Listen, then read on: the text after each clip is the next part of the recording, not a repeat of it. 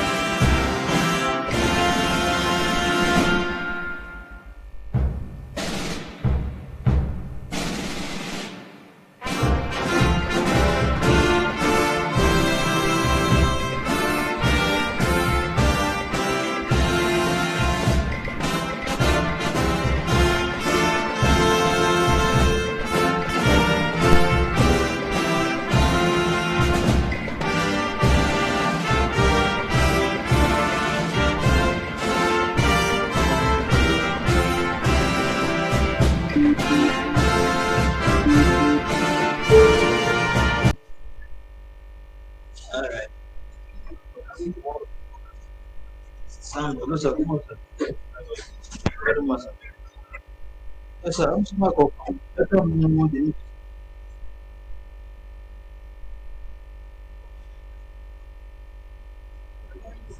Okay, the venue when, sir. All right, sir. Yes, sir. Oh, my God. I was coming take care of the time. Remember, I told you that I'm not actually married. All right.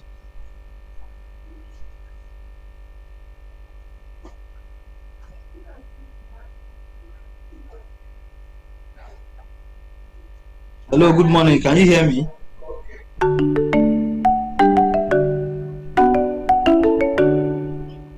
Hello, can you hear me? How is this app better than? How is this app better than? Okay, fine.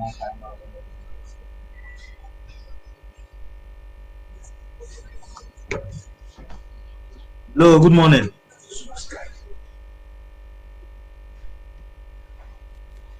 You're echoing. You're sounding far away.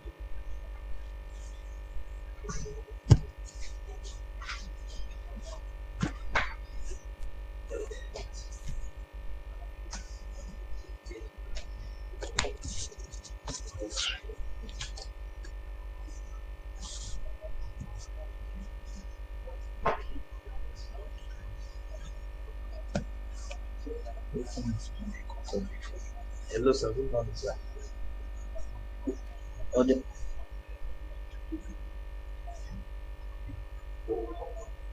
Okay.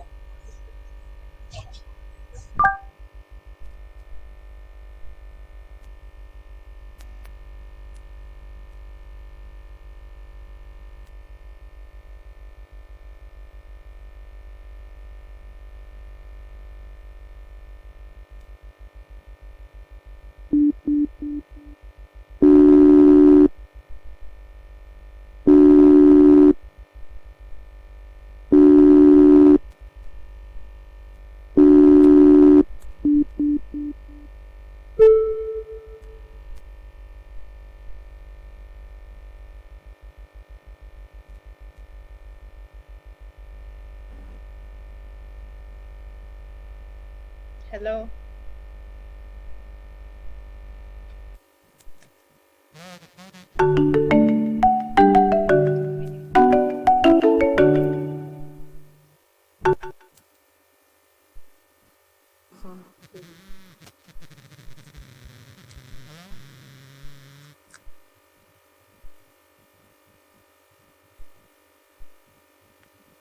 Hello.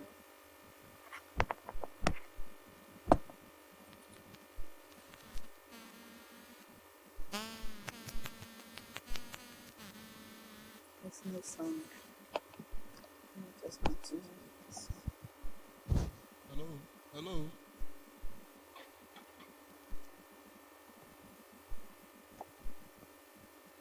Hello, hello. Good morning.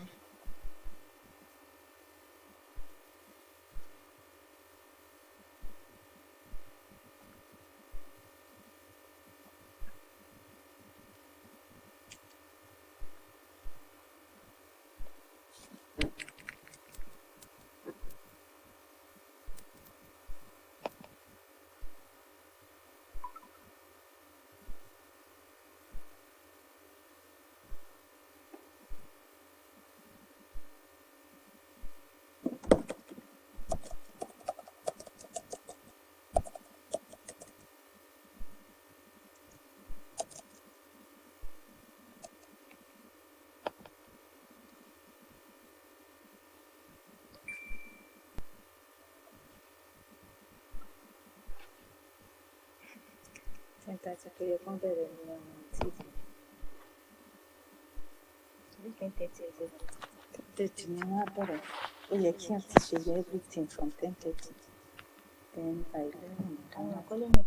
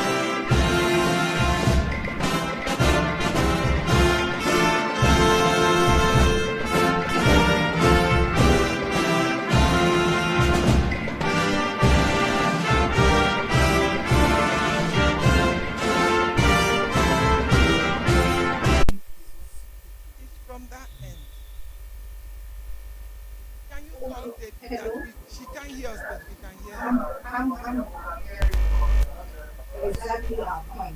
So maybe in the meantime, leave this on speaker. Leave your line on, this WhatsApp line on, so we can hear what is happening in the hall while we pick the Who audio. can hear us? Yes, Hello, can you hear us? because there might be sound interference. Can you hear us, Dr. B? First, I want to congratulate the government for laying on a very important summit, digitalizing Anambra State basic education system. That it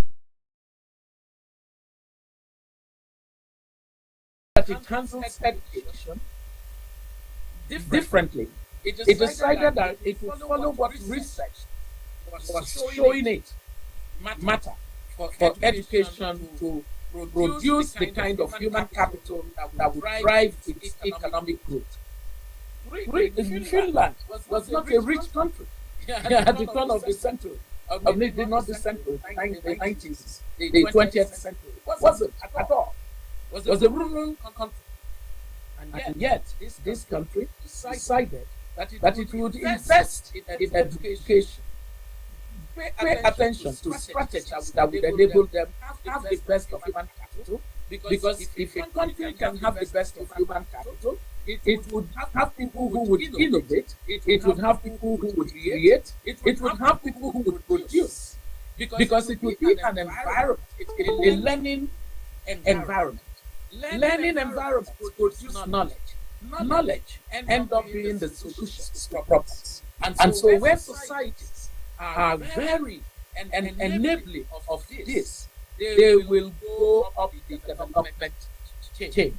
They will climb the development ladder, and they will get to prosperity faster than countries that do not pay the right attention to issues of education. So what did Finland? Finland, understanding the research about the quality of the teachers, decided that the teachers that would enter their school system have to be trained, and so you cannot be in the teaching profession if you're not part of the top 10 performers in university education. you don't go to teach in Finland because you tried other courses and it didn't work. No, the masters, you have to be a holder of a master's degree. And second, you have to not just be a holder of a master's degree, but you have to be a top 10 performers in the country. So you must be among the top 10% of those graduating the university system are the ones admitted into teaching. So that already selects itself, because it's essentially saying the only people that should touch our children, that should train our children, that should get our children to learn, must be the ones at the top amongst us. Is that what we do? No, that's not what we do. And the truth is, you cannot give what you don't have. If you recruit any kind of person into teaching, they will give our children any kind of learning. And that is the problem. That is a major problem. So we must fix teaching. Teaching is at the heart of improving learning outcomes. In that improving teaching, then comes the matter of digitalization of education. Because if digitalization is an enabler, if it hasn't enabled the teacher, it cannot enable the children. As a matter of fact, the disconnect we have today is that some children are more digitalized than their teachers. Some children are more digitized than their teachers. And the two concepts are not the same. But the two concepts lead generally to improvement in your productivity, in your efficiency, in your learning. Whether it is digitization or digitalization, some of the children in our classrooms know better than their teachers. And yet, they are the ones who are supposed to learn from the teachers. So digitalization must start with us saying that the teachers in Anambra State have to operate at a different level of understanding and knowledge, and therefore capacity to provide the right kind of teaching for our children. So investing in teachers is good business for Anambra State. I'd like all of you to repeat after me. Investing in teachers in Anambra State. Repeat after me. I may not hear you, but I want to see your mouth because I can see some of you. If you can still hear me, especially the children in the hall, say after me, investing in our teachers. Investment in our teachers is good business. Is good business for Anambra State. For Anambra State. I wanted you to say that because in the incoming administration, this must be so. That the teaching profession must be at the center of what we revere in our state. Because the teachers be a very important critical success factor for accelerating our growth and development. The next set of things that I would like to point out if I bring this to a close is that it has been found that in cases where we understand the issues in education well, it doesn't have to cost us a ton of money. Often, people like to spend in the public sector. And because they like to spend a lot in the public sector, they like to do the kinds of investments that would award contracts. So digitalization can become a major project. But what we have found, according to research, is that the digitalization process can be low-cost model. So what I want to caution is that we don't engage in an elephant project around digitalization of basic education, that we will be able to find the best practices for digitalization. And a key best practice is to actually use what people already have as a way of ensuring that we can scale and speed up the knowledge that they should get. Look at the matter of devices. A number of the children in our school system, their parents definitely have a cell phone, even if the children don't have. There are things to do in bringing parents into the agenda for digitalization. For some of the aspects of course for digitalization, all we need to do is to connect with the private sector. The private sector is interested in the human capital that will work for it. That therefore means that they will be looking to us to produce the right human capital for private sector. Public-private partnership is critical, especially in the world of technology. The Googles, the Facebooks, the Oracles, the Intels, the Twitters, just name them. They are across spectrum interested in education and digitalization. As a state, we must forge those partnerships. We must make sure that we maximize and leverage the private sector as much as possible. I think also, finally, that just making sure that everything we do around digitalization is evidence-based is important. Everything must be evidence-based. When you have very limited resources, you don't want to do trial and error. You want to reduce the possibilities of failures as much as possible. And the only way to do that is to embed everything we do in the education sector in evidence-based, evidence-informed policy making.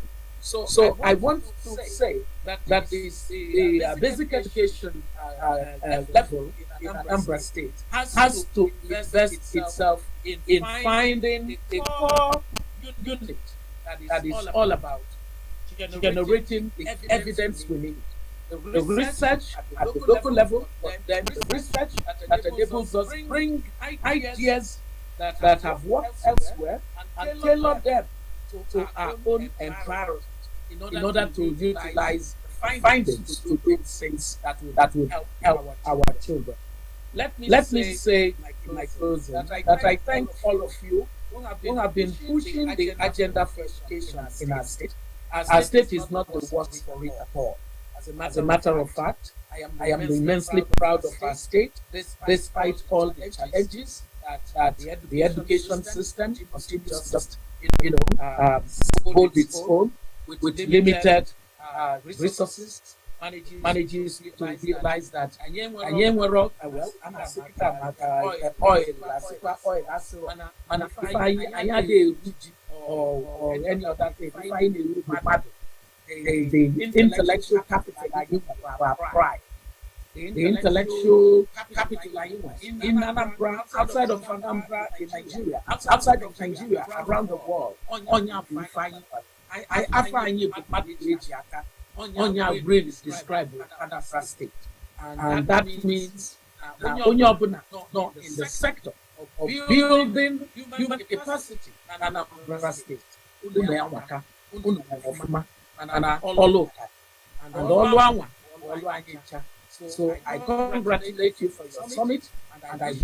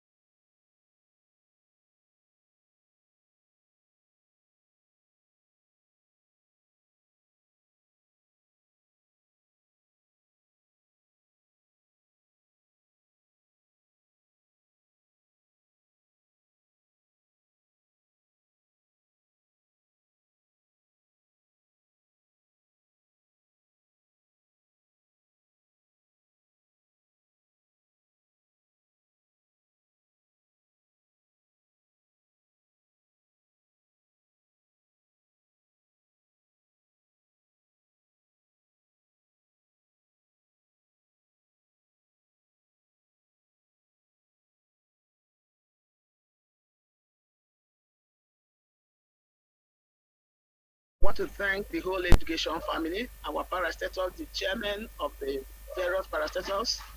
I want to appreciate all of you, my people, the education family, the permanent secretary, Ministry of Basic Education, all the directors, Biko Nkonye Chiliyazelo. I also want to appreciate the secretary to the state government who represented His Excellency. Is very much a part of what we are doing. I'm happy that looking at all the comments, a lot of people are happy. I see Oni Emechebe, who is watching from Boys Secondary School of Rifite. She said teachers are great. I see Ngozika Ubialo Wankwo, who is watching from CSS Amanukelai. I see Amaki Ifi, who is complaining of bad network, and so on and so forth. But that is part of what we are doing today, to think out how we are going to face and meet up with the challenge of access to connectivity and access to devices. I really want to thank all our partners in this project and those who are coming in to talk to us about the way forward, to chart a way forward. Our happiness is that the incoming governor is actually very desirous of education and technology. I'm very happy that we are giving him the bed, laying the bed, the foundation from which he can leapfrog into the future. I want to thank our teachers very, very much. People who have given themselves open to training. And I can beat my chest and say that all the efforts we have made in technology and education, that our teachers are very much a part of it. I want to thank our teachers for meeting up the challenges, for even sometimes paying for themselves so that they can get ICT compliant. I want to thank them for becoming transformational leaders in the last 8 years. I want to thank them again for meeting up the challenge of COVID-19 and doing teaching on air. They have learned to be global teachers, which is very, very important. I keep talking about my dream for the Anambra State teacher. That dream will certainly come true because we are moving towards it. That dream that the Anambra State teacher can always hold his or her laptop to work with others and stand tall in the community of nations and be able to speak to other people and speak the language of technology. And that dream will certainly come. My dream is that at some point we are going to have Anambra certified teacher as an appellation that we are going to have for every teacher in Anambra State. A teacher that believes that they can always train and retrain and retrain and retrain themselves. I keep saying it, the only thing that you have that is yours is what you have in your brain. Somebody might give you a cloth, next moment the cloth might not be there. But that thing you have in your brain is what you have forever. I want to salute all of us who have been battling with technology over the years. All of us who have all the people. If I begin to mention them, we'll never go. But let me appreciate those who went through the teach and tech, which IDK and her partner was able to give to us. Her partner was able to give to us. All those teachers who braved it and completed that program on teach and tech, I doff my heart for you. I'm sure you have better run for it. All those teachers who kept sending me text messages, asking me to keep forcing them to be computer literate. I'm enchanted with the word forcing them. Because sometimes we want to resist. But I'm happy that we are no longer resisting, we are joining. The number of people that I see here from all the schools joining and watching. This is Kingsley Polido watching from Community Secondary School, Wele Zukala. Far away, Wele Zukala. I mean, I'm excited. I'm really excited. I can see the students there. I can see all of us there as I speak to you. I want to challenge you. All this, our core group. Patrick Okeke, I must mention you. You are an amazing fellow. I want to keep thanking you. If you're also there, I know you are watching. My brother from Nobi, the one at GTC, our best technical college teacher. I dump my heart for you. If I do not call your name, it doesn't mean that you're not important. We don't have enough time. But I want to thank Mrs. Chinwe very, very much for giving that support always when we talk about technology. When we did that e-conference in 2021 about post-COVID education, we thought that this is not that was something that was not doable, but we did it. And today we are following up and doing another one. Now we want to extract those challenges we enumerated in 2021. We are doing that in 2022 by the summit. All the education secretaries, both Catholic, Anglican, Pentecostal, all of you, and our own education secretaries in public schools, all of you, zonal directors, you are brilliant, all of you, our ZDOs, our AEOs, all of you, the whole education family. The private school proprietors, especially those who have sponsored this thing, Royal Ambassador, I heard your name over the telly, and I know you are part of this. All these, our proprietors, private proprietors, be most supportive. So I want to welcome you to this summit again and again. And I want to thank you again and again. And I promise you that the incoming administration is even going to be more stringent on technology. And I want us to please join the moving trend and keep on being globally competitive. Thank you very much.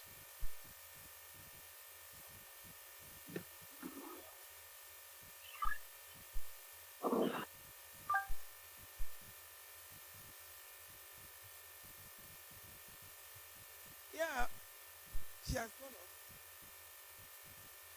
off. Okay. So please, we thank the Honorable Commissioner. You know, we thank God for technology. We have actually joined the world. So we want to now call Dr. Mrs. Abasimelo.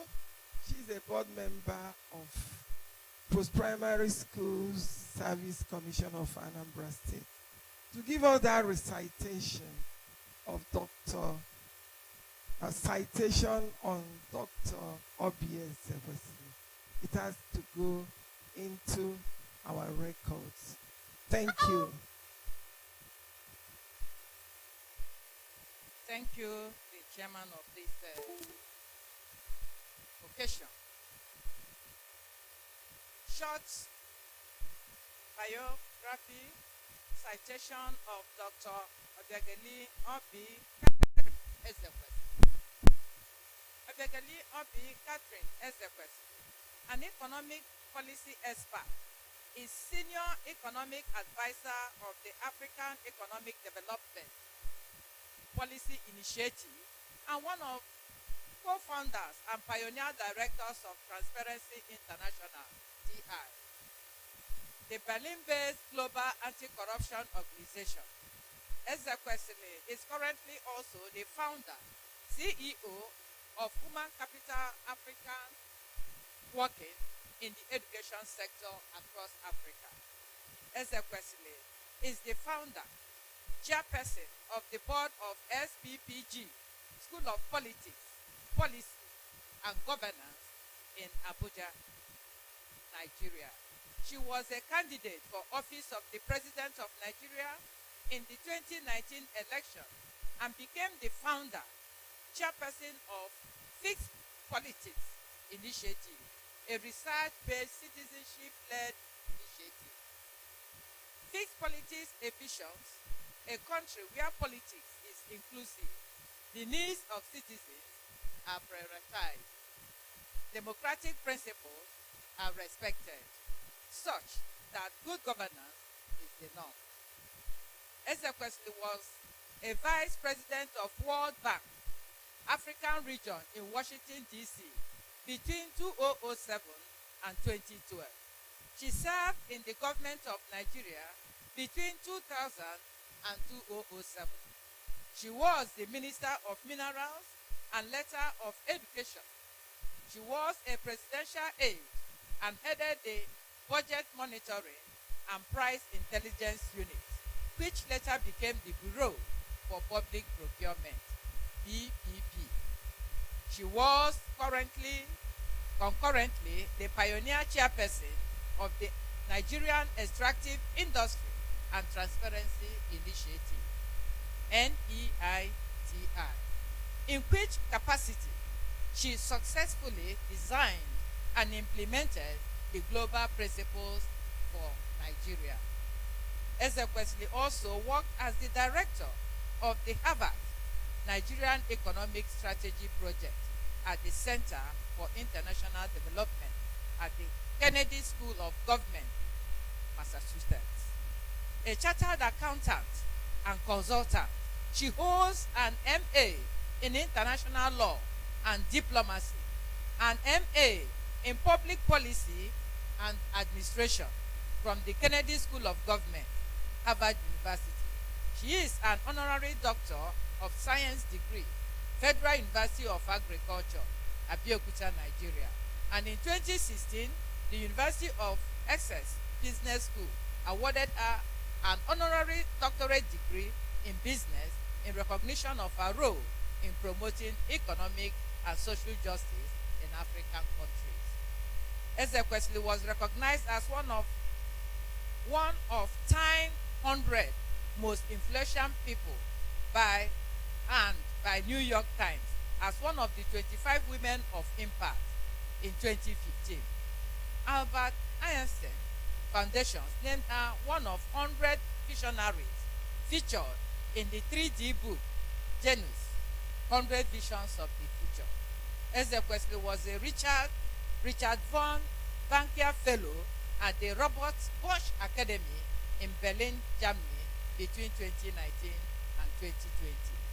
She has received numerous awards and on boards of numerous local and international organizations such as Board of Trustees, the International Bureau of Fiscal Documentation, IPFD, Honorary Member, Committee of the Crans Montana African Women's Forum, Board of Director of the Economic Policy Think Tank, Afri-Heritage, Ambassador, International IDEA, Member of the Global Advisory Board for Facebook's Community Leadership Program, Global Board of Governors, NCMG International, Member of the UN Refugee Agency, UNHCR, Advisory Group on Gender, Forced Displacement and Protection,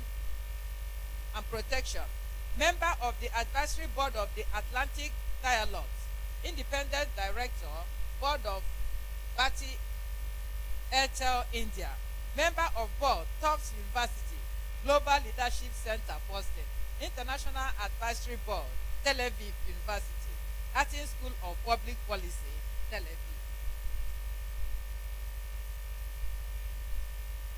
Tel Aviv, Israel. Central European University, School of Public Policy, Budapest, Hungary, Global Board, WWF, Switzerland, Commissioner, Global Ocean Commission, United Kingdom, IC Publications, Democracy Ambassador, International IDEA, and several others. The PRIO, Peace Research Institute, Oslo, listed her as one of potential candidates for the 2018 Nobel Peace Prize. She was decorated with the National Award of Commander of the Order of the Federal Republic, CFR, by her country and was selected at a 2020 Global Leadership Awards honoree by Vital Voices for her leadership role in the fields of human rights, economic empowerment, and political reform. Dr. Ezekwesili is a senior fellow at Yale Jackson Institute for Global Affairs, USA, was also a Richard von Bankier Fellow at the Robert Bosch Academy in Berlin, Germany. She is a globally renowned speaker and contributor to numerous studies and publications on economic policy, transparency, accountability, and governance, human capital development, and Africa economic prospects. Thank you very much.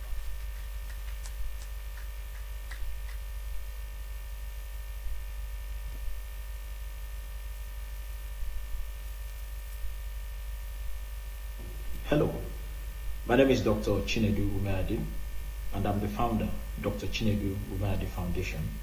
Dr. Chinedu Umeadi Foundation is a foundation that tries to support humanity, supports core objectives, supporting education, improving the health of the people. Hello, my name is Dr. Chinedu Umeadi, and I'm the founder of Dr. Chinedu Dr. Chinedu Umadi Foundation is a foundation that tries to support humanity, supporting the less privileged people of the world. And we have 4 core objectives: supporting education, improving the health of the people, youth empowerment, and poverty alleviation. Supporting the a big one for us, is a huge one.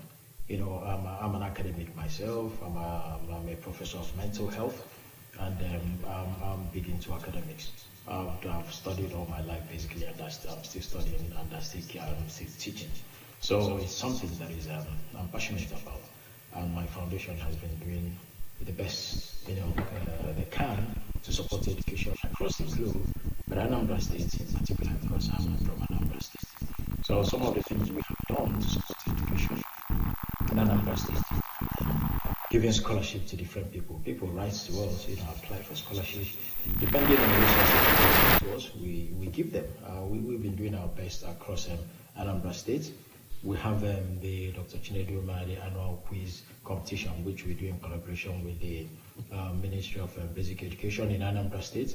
Professor Kate Omeriga has been very kind to the foundation. She supported us. She granted us permission authority to do this, and we remain very grateful to her. Governor Obiano has been wonderful to us as a foundation as well by letting us get involved in education in Anambra State, and as a foundation we remain grateful.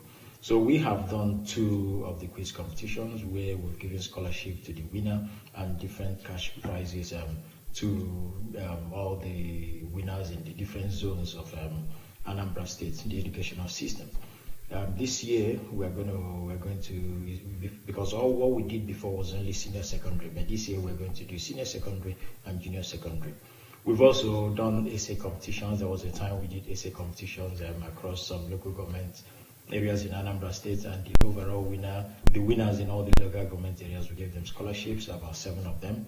They're all in universities, and one just graduated, and we still have 6 on our books.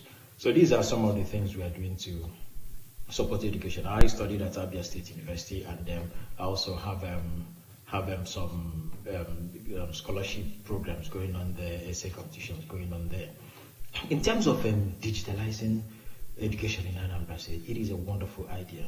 I couldn't think of anything better than that. That's the best thing that could ever happen to education in Anambra State, and I'm a full supporter of that. The thing about digitalizing education is you bring education to the person's doorstep. You bring it to their bed, you bring it to their phone. It's there with them all the time. We're in the area of social media. The young people of these days are into social media. They're all over social media, morning, afternoon, night. So when you bring education to a system they're used to already, then it's win-win for everybody. It's easier for them. I think it's important. Make it computer-based, online, login portals, they log in, they study. Assignments, you send it to them online, digitalize everything, is brilliant. You come to class for the face-to-face contact, then they finish the rest at home. We want to connect back to Dr. Obiano to respond to the questions already asked by the audience.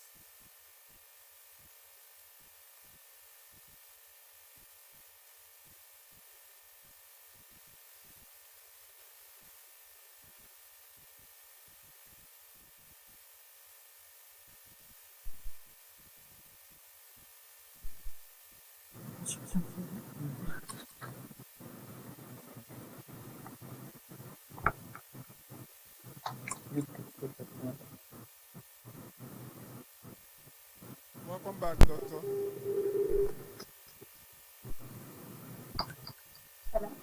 Yes, we can hear her. Okay. I have 2 questions that have been asked. The first question says, how do we actualize the digitization in remote areas where electricity and telecommunication network is epileptic? Well, even in the cities, these things are epileptic. So it's a major problem of poor development on our continent and in our country especially. Part of what has happened with the global environment, which recognizes that for the 21st century we must give everybody digital skills, is that there's been conversation around the new solutions to these issues of technologies for telecom, as well as technologies for power. They are now being treated as a total package. You can't say that we want to bring the rural areas into alignment with the cities and not kind of think of it as a problem that technology can also solve. And so many low-cost technologies are beginning to come to the market to enable rural areas have a constant and reliable supply of power, as well as the devices, low-cost telecom devices. A major investment that must happen in our state is the fiber optics. It has to just be something that goes across the entire total coverage through fiber optics. It has to happen. It's a number one investment for you to begin to think of digitalization as a policy and a strategy that will not further divide the outcomes of the poor families and the rich families, because inequality is already a big problem.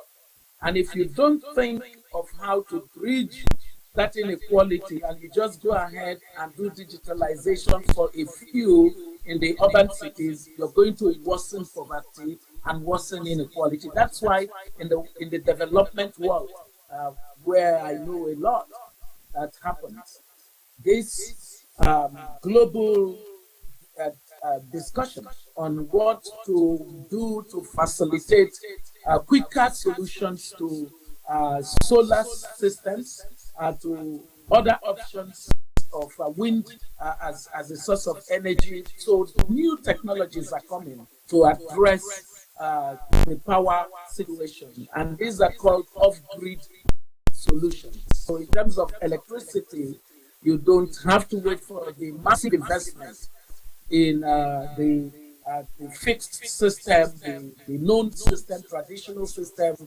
generation and transmission, legacy systems of electricity in order to reach the rural communities. We're also beginning to see innovations in the area of community accesses. So instead of everybody's problem being solved, you solve it at the level of hubs. So like a village has a particular power place where everybody gathers when they need to use, and there is a system for ensuring access to people for use. Even but there is a center in the village where there is that kind of investment to ensure that nega and that nega for devices, mobile computer, or phone devices. And so those kinds of ways of thinking of how to maximize the little amount is helping other countries to solve this problem, or this question pointed out. It's a very important question.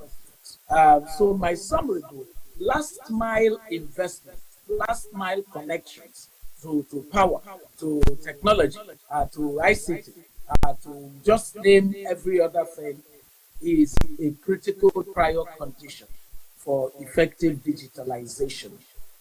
The second question says, apart from poor technology and inadequate teachers training, are there other things that could contribute to teachers' low productivity? Yes, of course, and I did allude to it. If you do not in any way consider the perquisites of teachers, I mean, the barrier to entry into the teaching profession is that the profession is not seen as rewarding, and it's seen as a journey to nowhere. You know, a person can just keep being a teacher, teaching primary school children, and there's no prospect for growth. So we have to look at the teaching profession a lot differently from the way we're looking at it. We have to reap learning. So there are many things that are important for the teacher: career prospects, better conditions of service, even for some of the teachers. If you thought of teachers from the perspective, when I was Minister of Education, one of the things that my research showed that would make a difference in the lives of teachers is a house. Just knowing that house is taken care of, teachers would be in a good state of mind. And one of the things we began to do was to bring the project that I have in mind, that we would utilize land and bring in private capital, private developers, and then develop a system of mortgage for teachers, where the mortgage would enable teachers to actually own homes and be paying down or signing it well. If a lot of teachers, if they know, a lot of people actually, those not teaching right now, if those who are looking for other fancy jobs, if they know that the teaching profession is a good access to having a house, they would say, you know what, that's a major problem that Africans have in general. Just knowing that they now have a house they can call their own. So if through the teaching profession we can start to organize our access to land and access to homes, then it will also help the rest of the economy, as a matter of fact. For teaching and their productivity, one of the things that we acknowledge is also making sure that they are constantly getting refresher programs. With digitalization, we're basically entering a space where things are differently happening every second. So it is easy to fall behind. So if you don't have a process within your education system where the refresher program is not something that happens every 2 years, but that constantly that teachers are getting the refresher programs, going to seminars, attending conferences, being able to have access to new knowledge, new resources, you will not be able to get them productive. I think that these two questions are very good questions, and I hope that in answering them, you can see that ultimately the matter of that's why, in the development process, we can't operate like silos. We can't simply tell the education people you're on your own, infrastructure you're on your own, whatever else you're on your own. No, it has to be integrated development. And integrated development would mean that in the infrastructure agenda of government, it must bear in mind how that infrastructure connects to school system in order to ensure that you don't have a school so far away in the Amagu, and then what it would cost to bring light or to connect it to the phone system would be much more than you can imagine. So planning, even just planning how our cities are built, planning how our villages are developed, planning how we locate structures of learning, all of these things are important. So I wish you well with the rest of it, and I look forward to learning more from the rest of you, because after all, you people you're the people who know. You only invited me to just come and listen to you, although now you have made me to do a lot of talking. God bless you all. Thank you very much.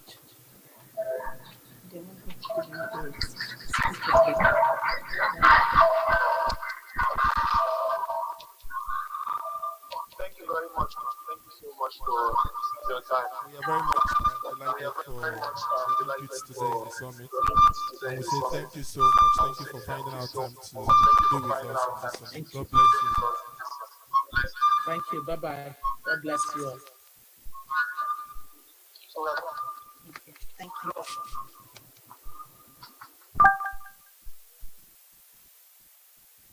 Ladies and gentlemen, we'll just take a short advert from one of our sponsors, and after which we'll enter to the next segment. Education is the totality of the knowledge one is supposed to acquire right from the day he was born till the day of death. It's different from school, they are not the same. The thing has not much positive effect in our country or society as a whole. in bracket Nigeria. Maybe as a result of the nature of the education system we have, because there is no proper funding.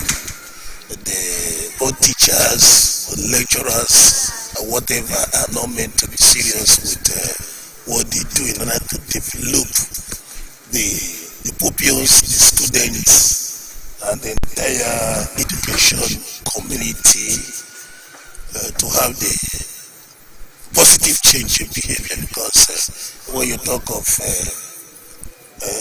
learning takes place when there is a positive change in the behavior of the students or the person involved in that area of career. Our society is a corrupt society. If what they have in mind is to use that means to pass learning or educate the populace, it's a welcome development. But if it is for self-aggrandizement, for money making, when it is money centered, it may not achieve the desired purpose. I think with the present Honorable Commissioner for Education, Professor Mrs. Kate Omenova, she has done a lot to shape and reshape the education system in Anambra State. She came in, she has effected a lot of changes, especially the Miracle Center. They're almost dead now, but it was a common day, both in the primary sector.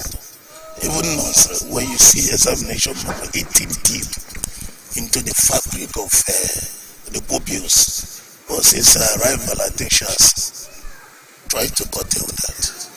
And I say more power to him. If the government can finance it, because when you talk of digitalizing, it's financially involving. Those are the rural areas may not have the finance, what it takes, especially when you look at computer, the cost of it. There's somebody at the rural area that does not have what to eat. That the person to bring 100,000 or 200,000 to buy a laptop. You see that it may not.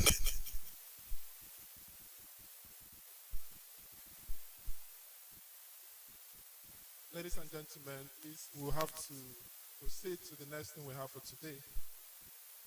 We'll be calling on Ife Aronu, but before I do that, I just want us to understand that we are moving into the next segment of this very event, and I also want to appreciate all of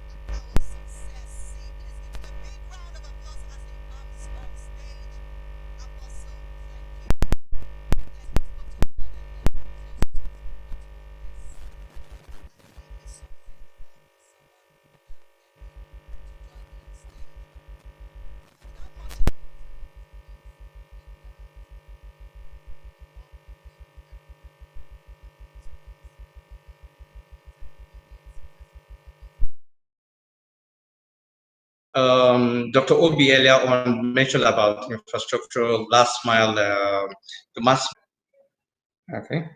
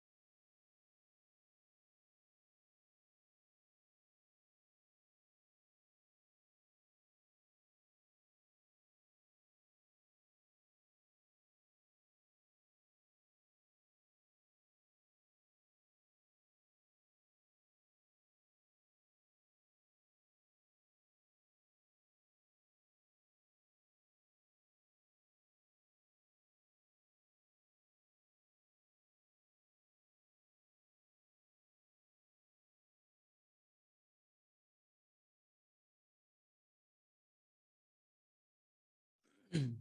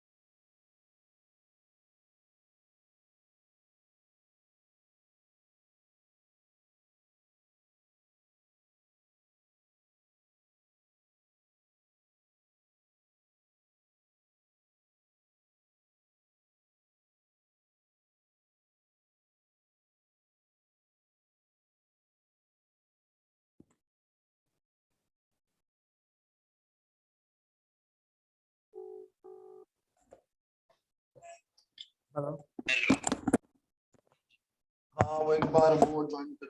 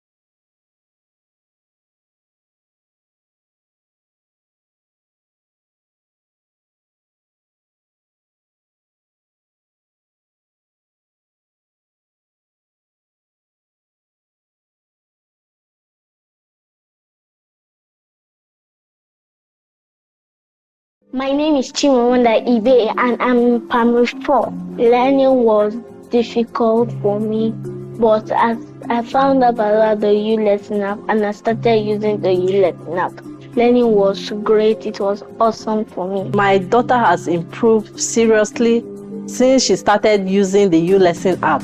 I love the U-Lesson app because the way their tutors teach, they take their time in teaching the children. The app is wonderful. It teaches children more.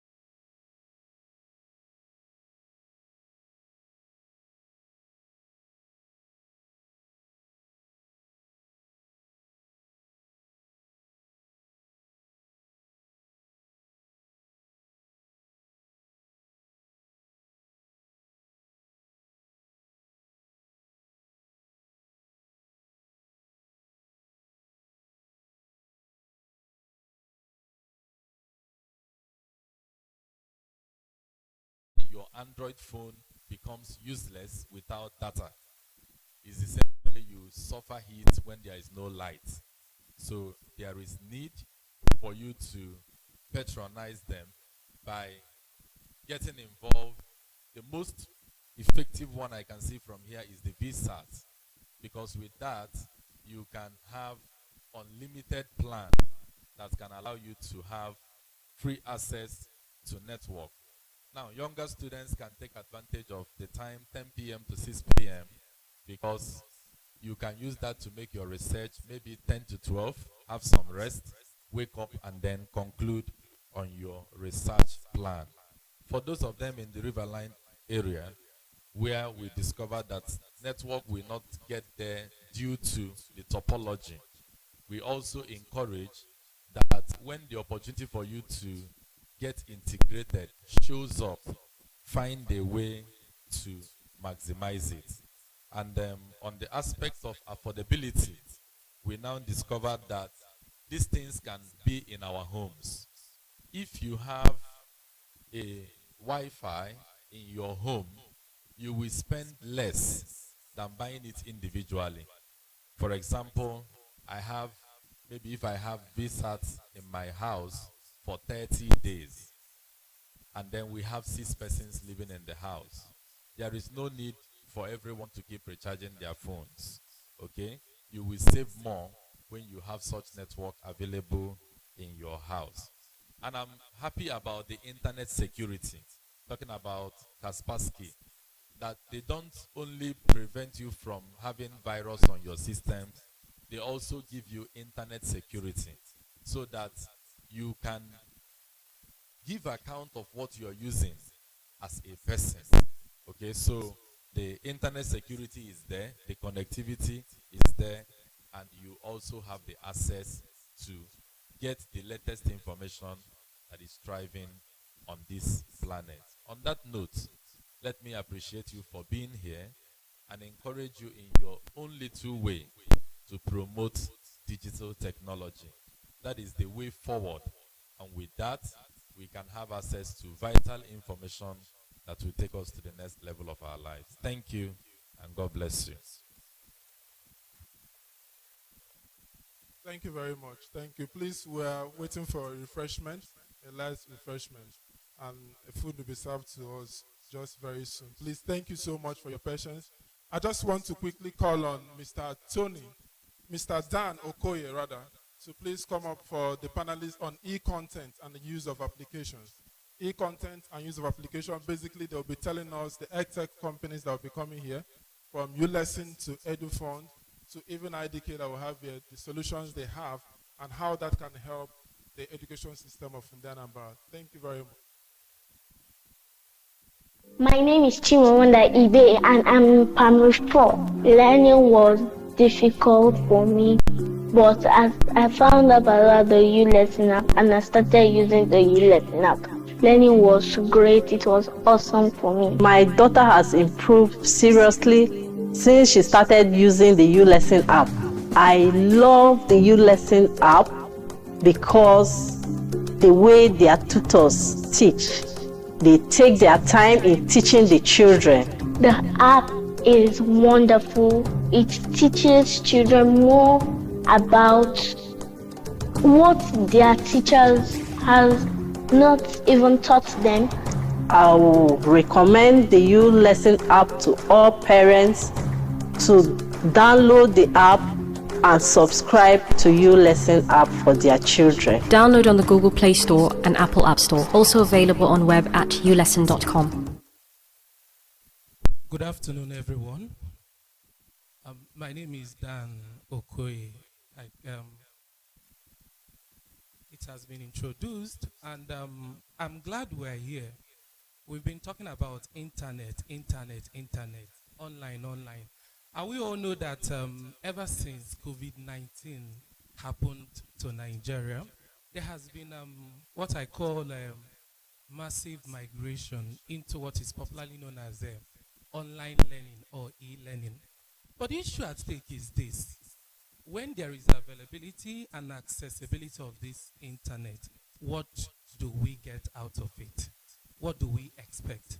So it's on that note that we start this session's topic. And I promise you it's going to be very snappy. And then, okay, let's move on. Already seated, I have Chidi, Mr. Chidi Estomnofo from U-Lesson. One unique thing about this is that a few days ago I was online, then I saw a video where someone was doing a magic, what I call math magic on a flew, and I'm glad I have you here. Welcome to the program. And with him also is Mr. James Obinna. He happens to be the manager of U-Lesson Southeast. And Chinwenweke is supposed to join us, but due to some unavoidable circumstances, then virtually we're going to have Sid Mohan from KED UK, and also virtually we have Dr. Wanjiku Nganga from EduVod Africa Limited. Once again, welcome to this session. Now, we've talked about this online.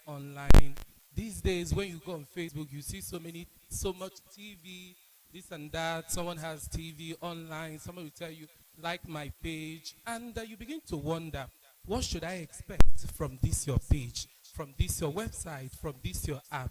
What is it all about? Once again, I said, we are talking about e-content preparation and delivery and use of digital applications and learning management systems.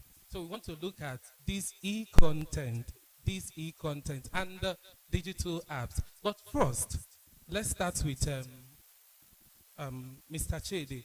When someone hears e-content and digital app, what comes to the mind? I had him to do this thing he does on YouTube, on U-Lesson also. So you must have been seeing his videos. Yeah. So you must have been seeing his videos on U-Lesson. So that's what we do basically. We have an application you can go to and study. Easy to learn videos, animate. That run on daily basis. from Monday to Saturday, from 8 a.m. till 8 p.m. every day on the difficult subjects like chemistry, physics, mathematics, further mathematics, well designed and made by the best tutors across Nigeria and even outside Nigeria, because some of our tutors are not even Nigerian. So the tutors that make these videos are the best all over. Integral Development Consult is a multi-competency consulting firm with core competence in capacity building, and we're also into IT, CPT. Hello. And any smartphone connected to the internet can start utilizing our application to resolve operations and management of any professional institute.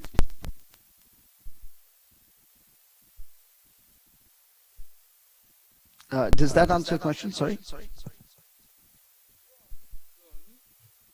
Go on. Hello? Yes, so we are willing. Am I audible? Yes. I'm really sorry, there is a delay. So what we are talking about is through our platform, we are willing to standardize the operations that are happening in the institutions and organizations across states.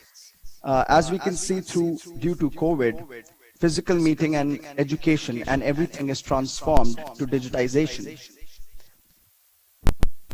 Nigeria being well versed with technology and smartphones, we are willing to use smartphones to enable our platform for all the stakeholders in an organization, like parents, students, principals, owners.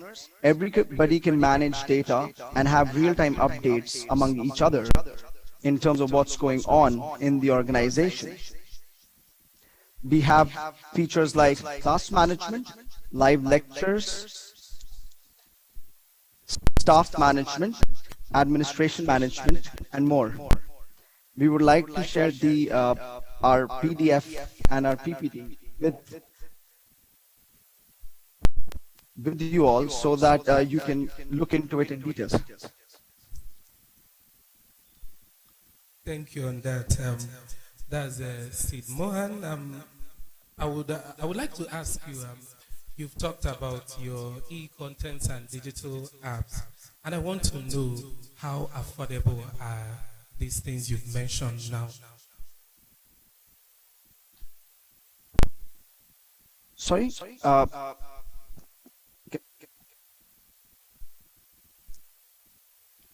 Hello? Hello? There is an audio lag. I'm really sorry. Can you please repeat the question?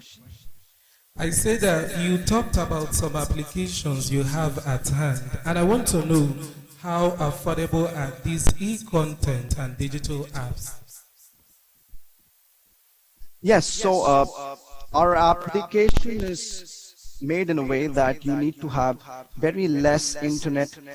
You can work with low internet connection, and it requires very less internet data. Through this, the internet tariffs issue is resolved as well.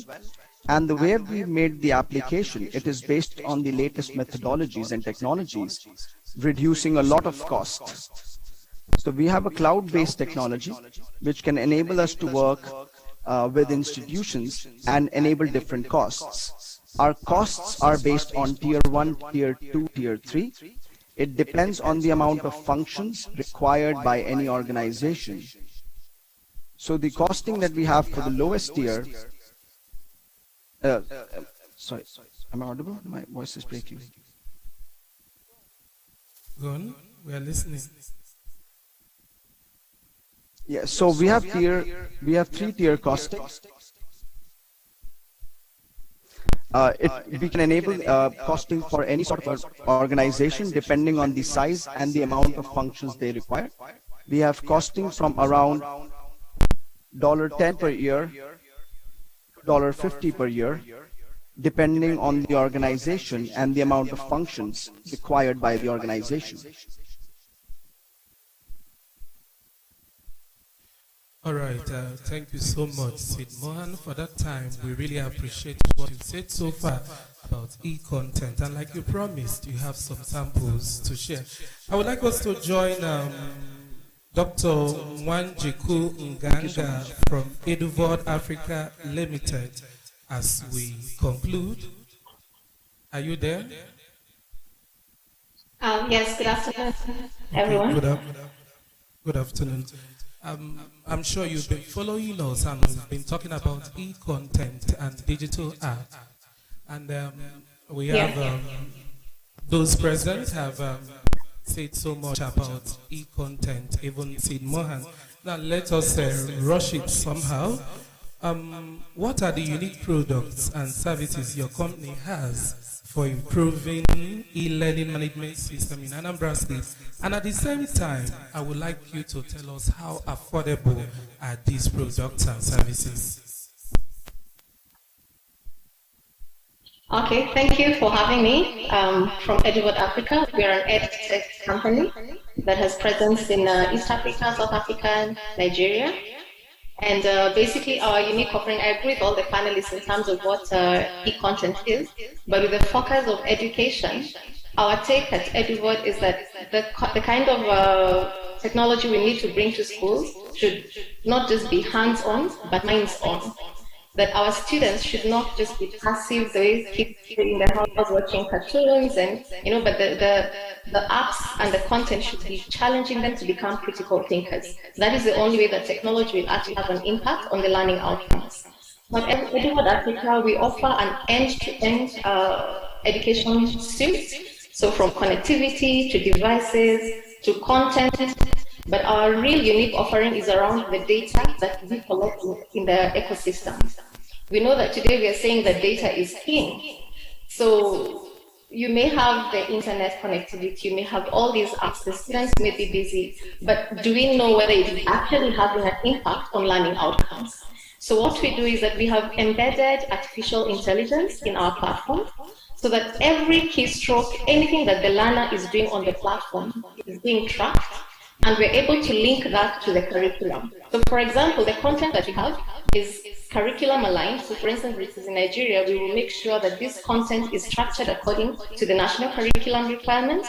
We are well aware of what the competencies and the skills must be, and all that is fed into the artificial intelligence model. And then we have embedded also assessments. So that we have what we call diagnostic tests. The test there is the student's knowledge at this point in time. And every time the student watches a video, answers the quiz, answers something, either gets it right or wrong, our AI is keeping track of the knowledge, where they're at in their knowledge. And from there, we're able to build what is called personalized learning, so that for each child, we're able to recommend for students, you need or watch this particular video, you need to go read this book. The teacher gets a report on exactly where this child is at.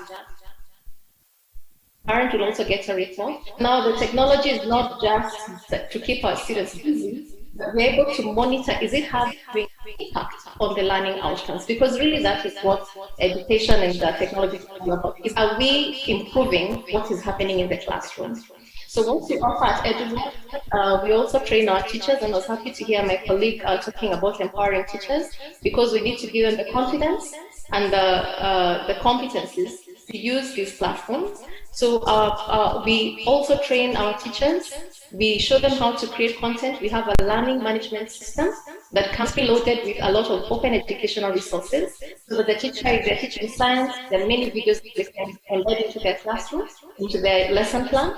There are assessments that are also part of that package, so that the students, as they're going through the material, they're testing themselves, they're getting feedback. But I just want to emphasize that without monitoring what the learner is doing with the technology, we are really moving blindly. So what Eduvod is doing is using the power of artificial intelligence to unearth what the student is doing with the technology, with the content, and bringing that to the fore in terms of recommendations of what the teacher should focus on. The parent will have an idea of maybe where their student, their child is weak or where they're strong, and then be able to move with each child based on where they're at. So we are very happy to say that this must be one of the first companies that is leveraging AI to transform education outcomes in Africa. And we're really happy to be able to do that at Anambra State. Thank you. Hello, can you hear me? Okay. Thank you so much. That's the much we can take from Dr. Nwanjinku Nganga from Eduvod Africa Limited. As we're rounding off, Chinwe Mweke from IDK, you've mentioned your product. Now I want to know, does it require, because when you were talking about your product, you talked about teachers being competent to handle what you are bringing. Then I have the question, does it require training for students and teachers to use your product?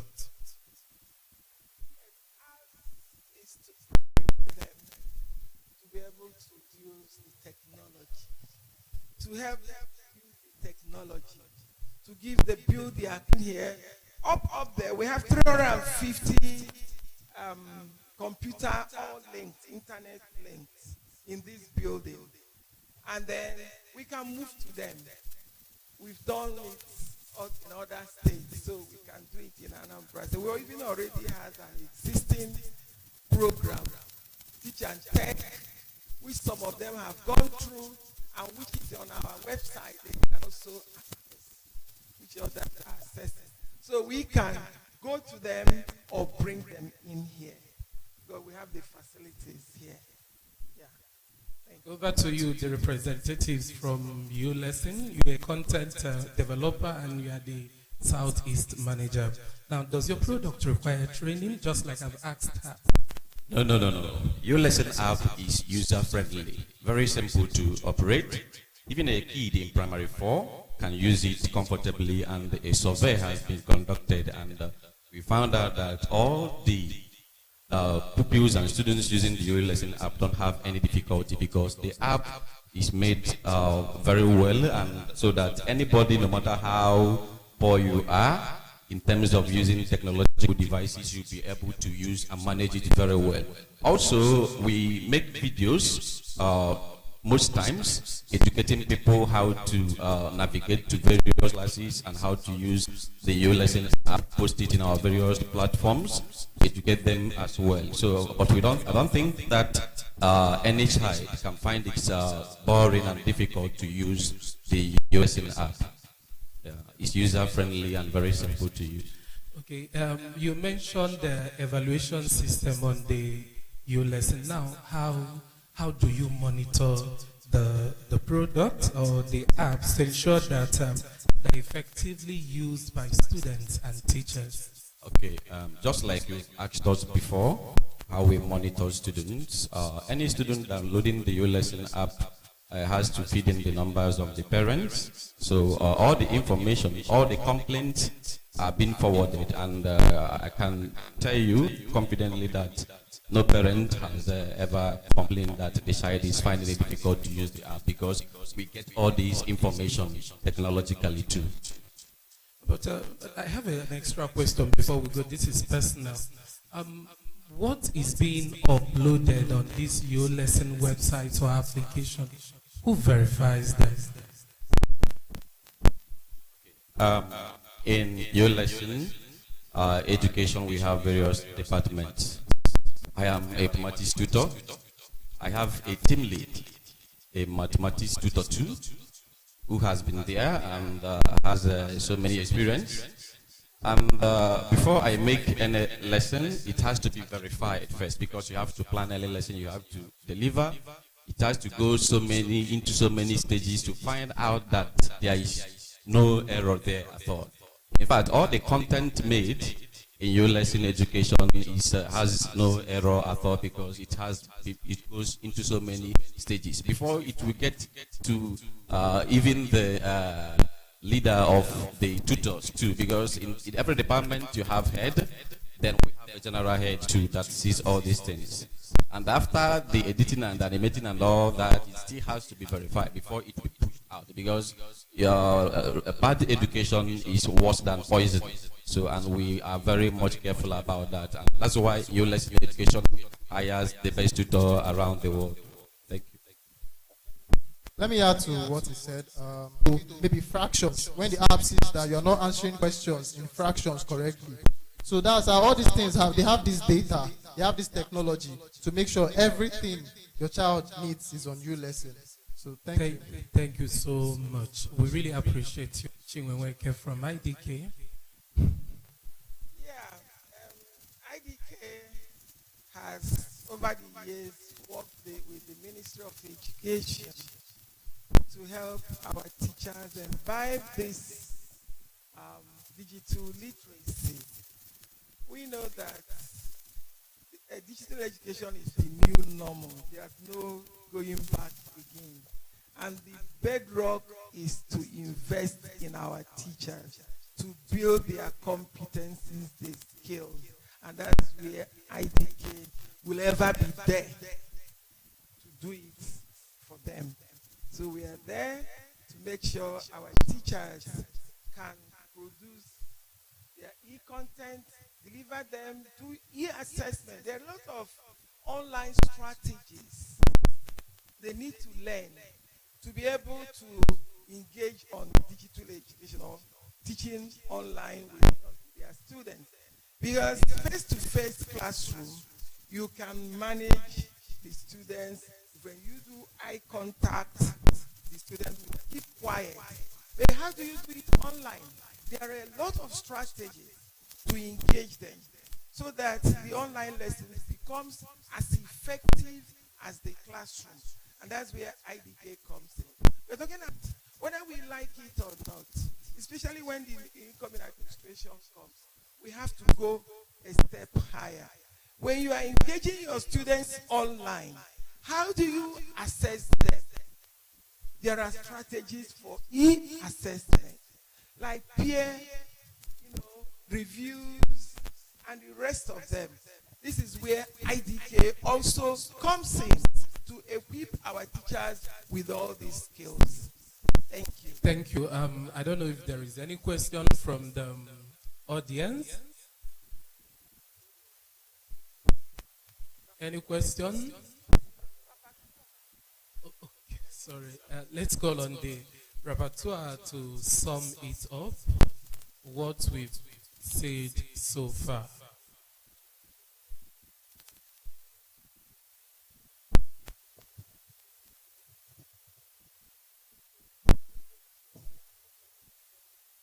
Good afternoon, ladies and gentlemen. I am Ezibano Stephanie Ozioma. I am the principal of Divine Race British School of Bosi. I must say,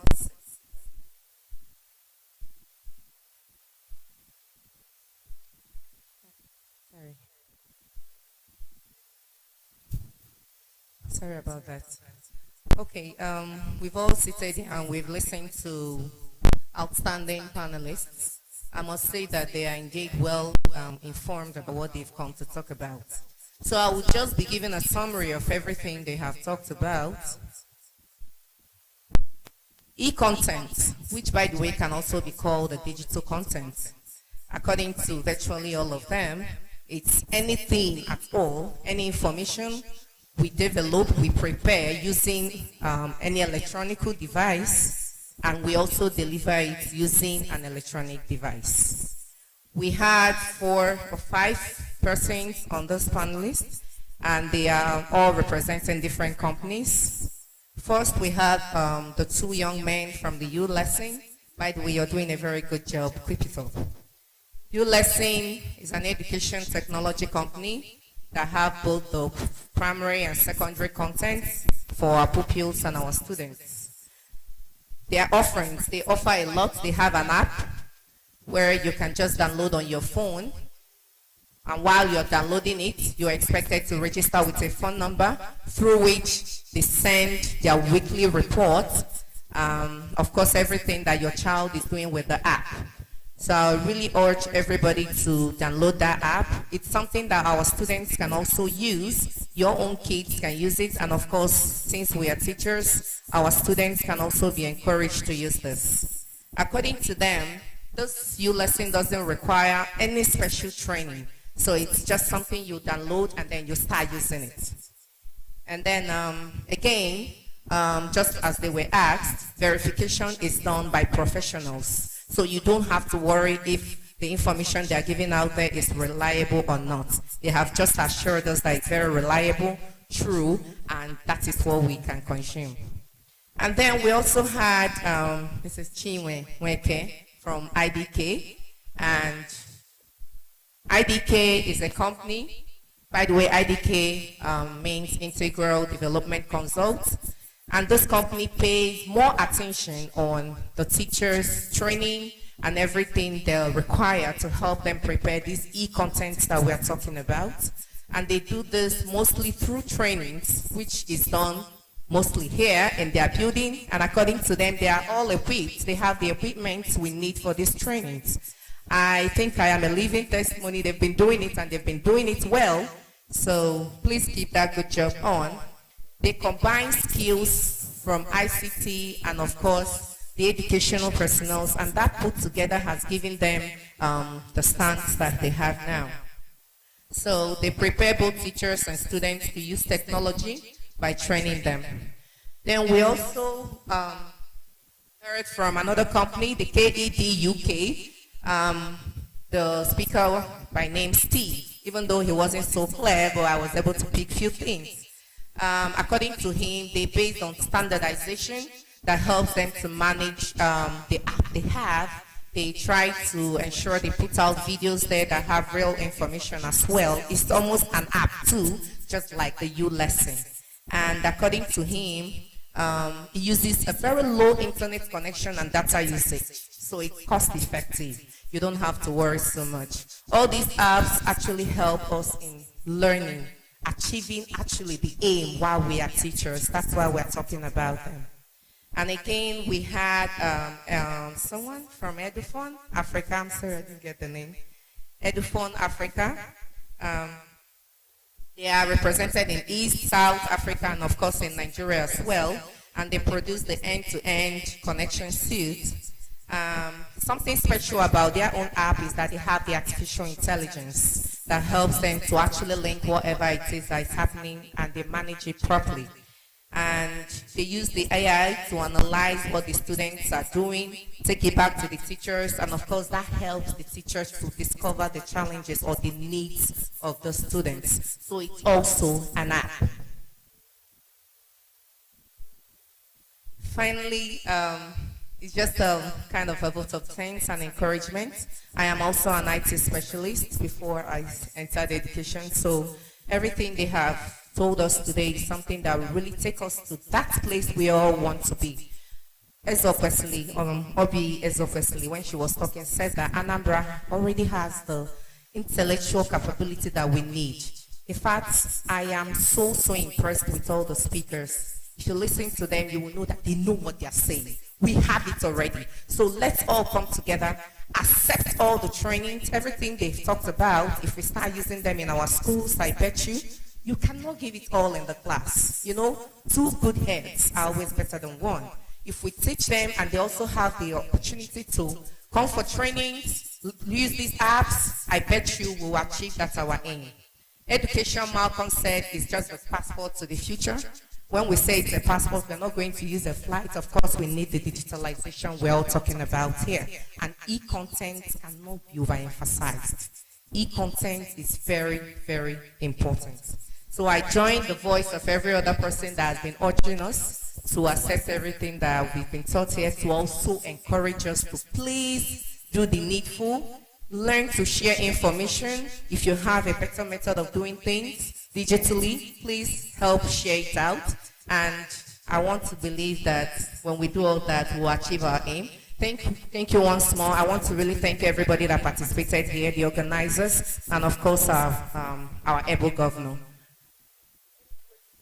You lesson contact. Okay, I think he will do that. Okay, thank you so much. This is just a summary of everything that they've said. Thank you.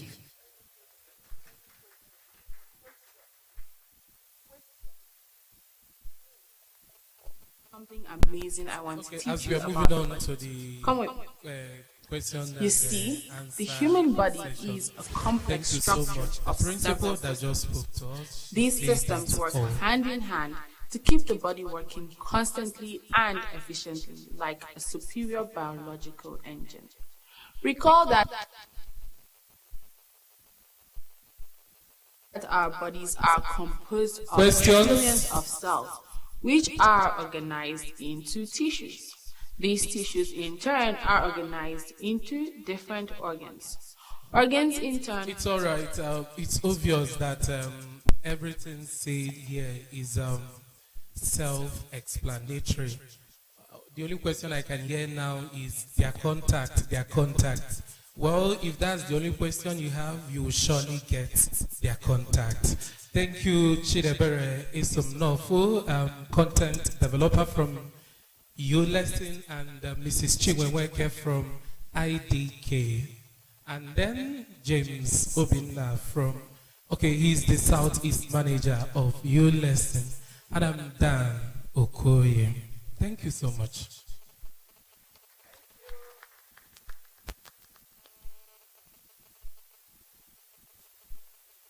Work together to form a system. Within the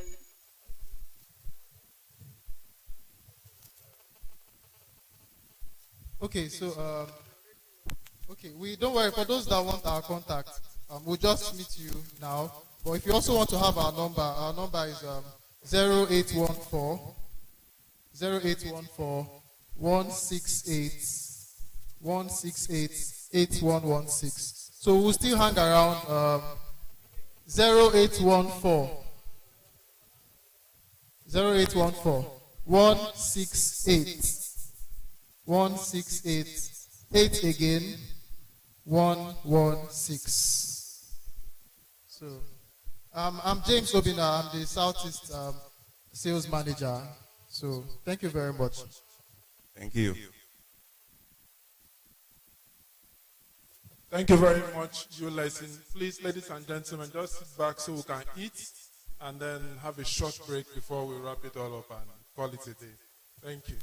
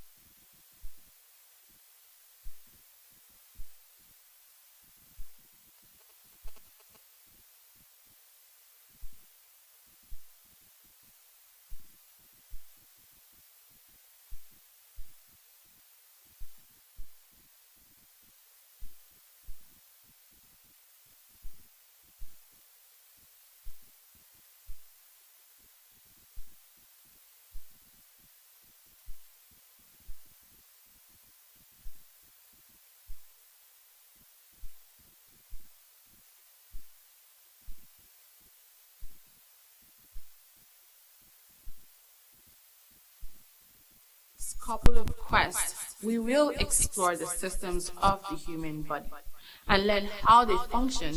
Something amazing I want to teach you about the body. Come with me. You see, the human body is a complex structure of several systems.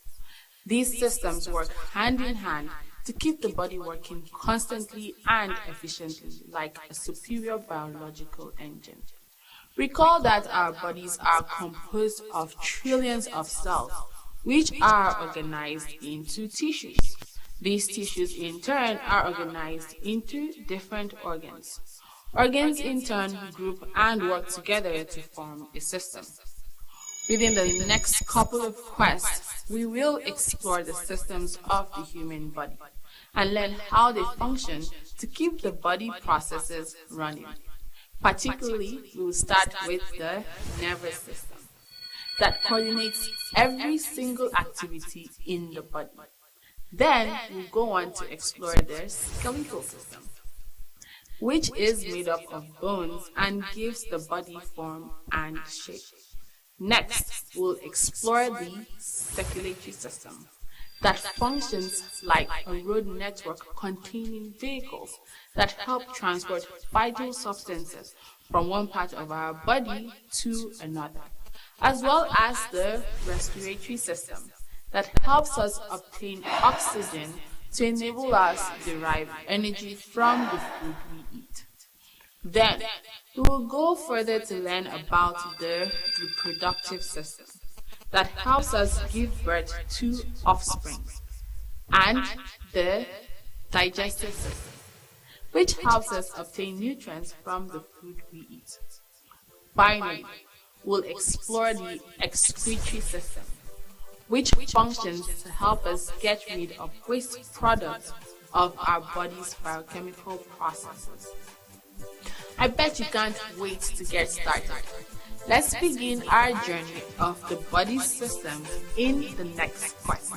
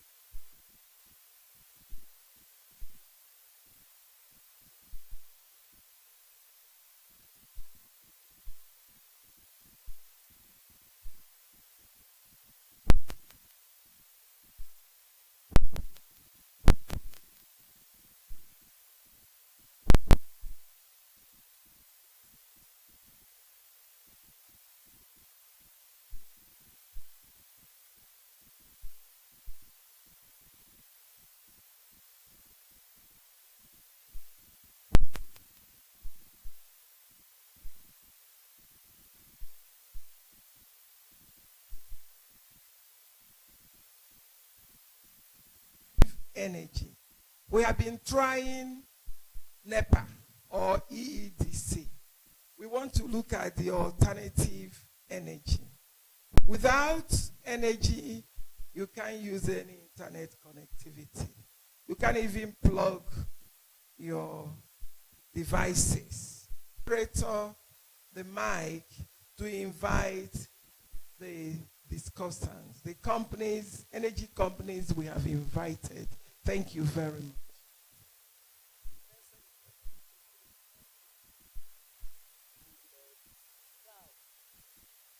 Yeah, good evening and welcome, good afternoon and welcome to this session. We welcome you to this wonderful session of the program, Digitalizing Anambra State Basic Education.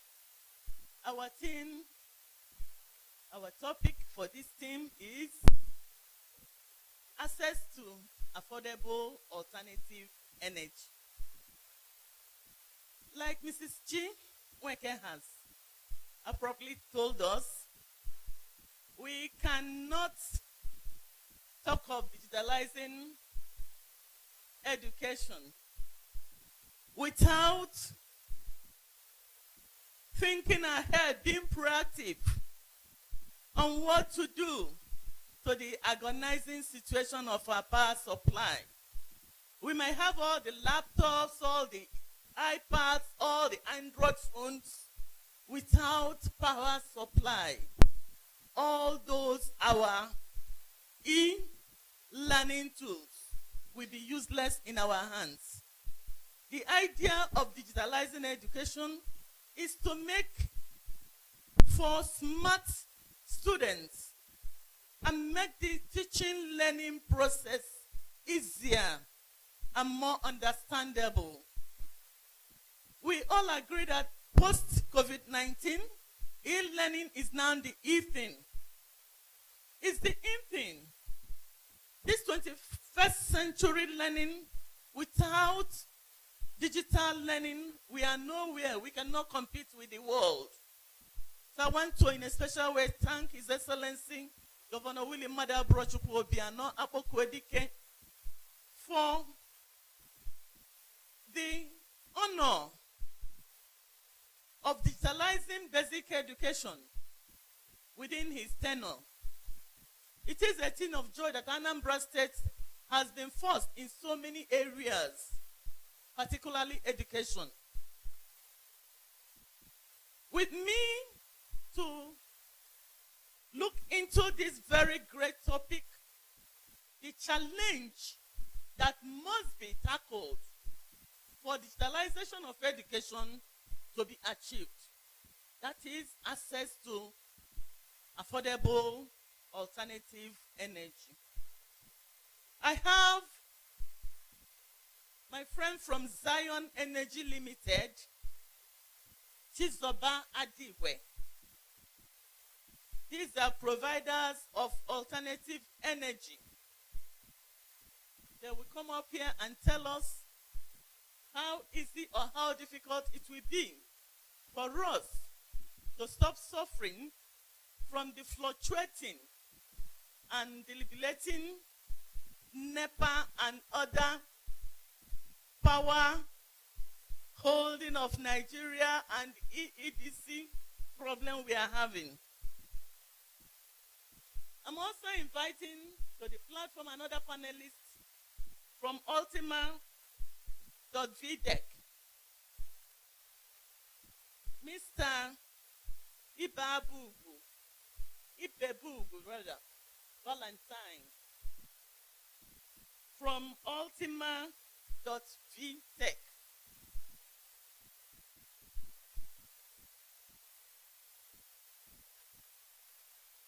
Energy is the end thing. For us to digitalize basic education, which is a step forward, a step in the right direction that requires all uploads, we should be proactive. What is the alternative and affordable energy source? Because we cannot rely on EECD. We have done it with National Electric Power Authority. We've tried it with Power Holdings Nigeria, PLC. We are now with the different electricity companies. Thank Thank you very much and welcome. Thank you very much. Welcome, Val. Yes. Is there any need for alternative energy? Isoba? Alternative energy, yeah, there's a lot of need for alternative energy because the current system is not working. Energy, electricity, power generation, it's an infrastructure, and we find that we lack in our region, in our country, infrastructure in most areas is really bad, and this affects our energy,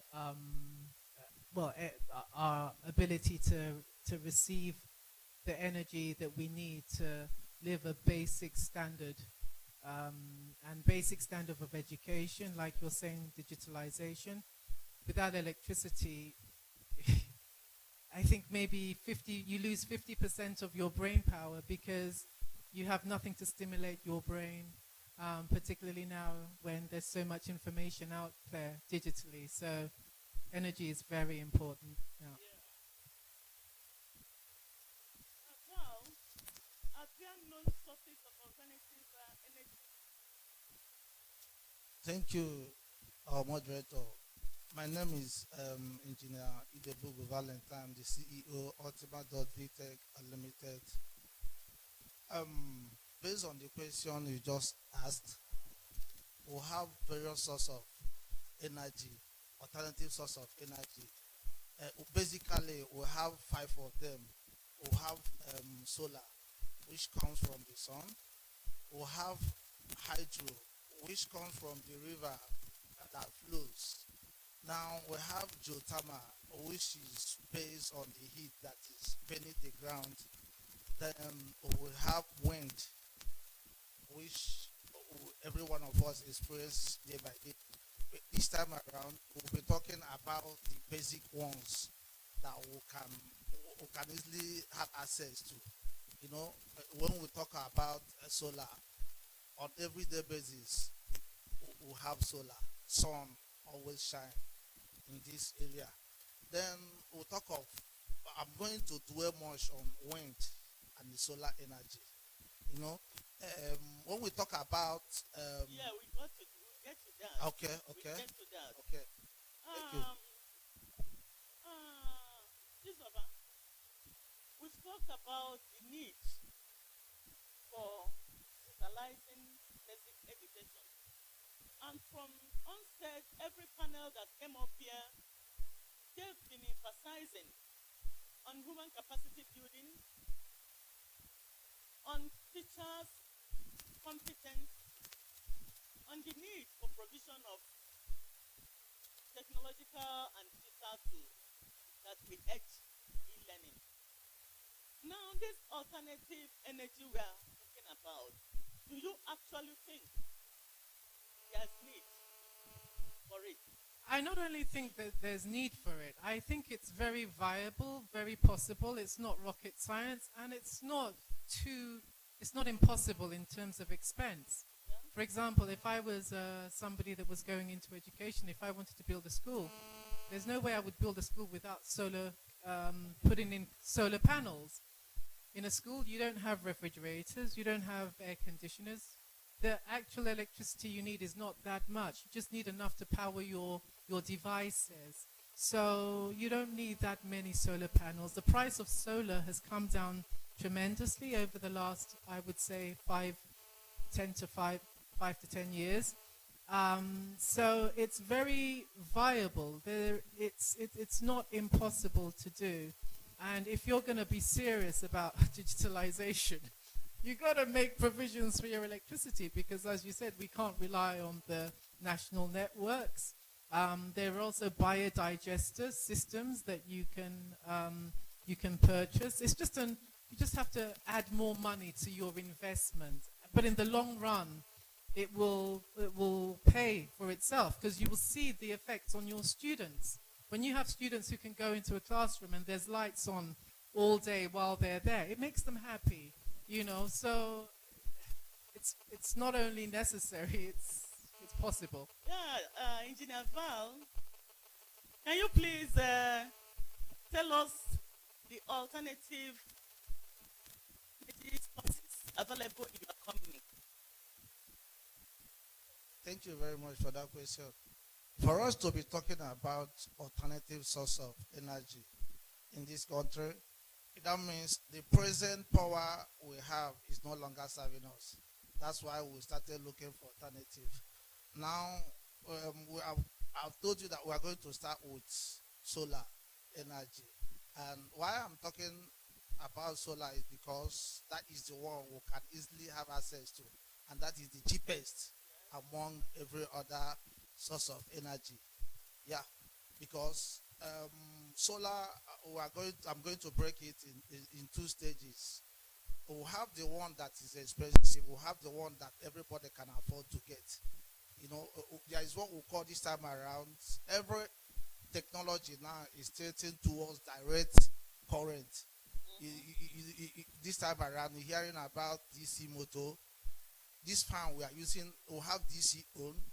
Everything television is going into DC now. Those one doesn't consume much energy.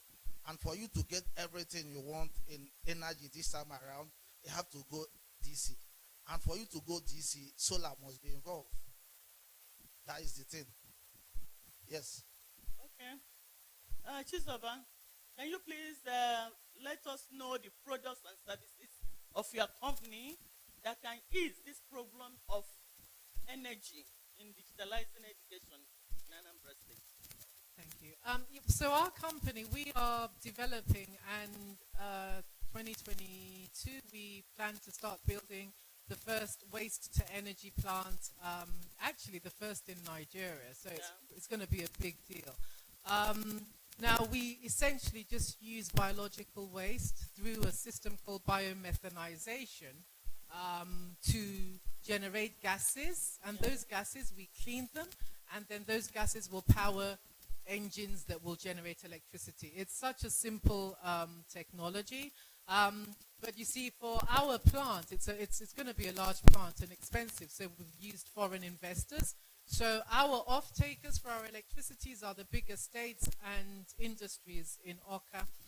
However, it is possible to have a mini biodigestive system. I know Unizik are planning to do it, where they will use biological waste from their hostels and from the university to generate electricity for the university. So, you know, again, everything depends on the investment, but everything is possible.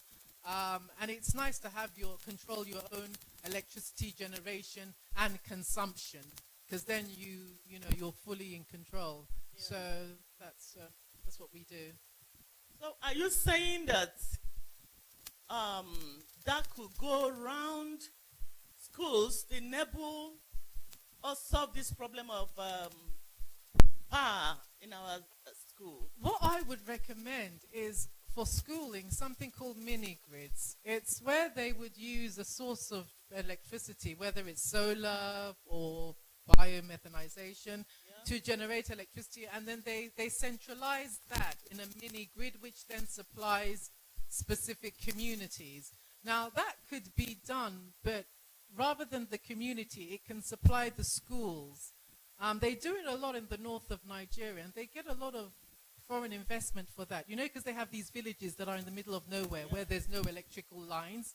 So a system like that, just for schools and education buildings, is possible. So that's what I would recommend. Mini grids geared towards our schools. Okay. Engineer Val, do you have any contribution to this? Yeah. It's a very interesting one. Yeah. Anyway. I have something to chip in based on that area. Back in the days when we were still in school, I could still remember that every Thursday or every Wednesday, they normally map it out for craft work. Yeah. I don't know if our government can still revert back to those areas. Let our students be the one that will start producing what we'll be using in this country. Because now, when I talked about solar, I still maintain that the solar is the cheapest. Now, based on the experience we've gathered over years, the research, our partnership with the foreign stuff, we'll be able to come up with so many solutions as regards to this solar issue. Yes, like Ostika Memorial Secondary School, Nanka, we installed solar for them. Is taking care of the whole school. They have CCTV camera. Day in, day out, they have 24 hours lights. Yes.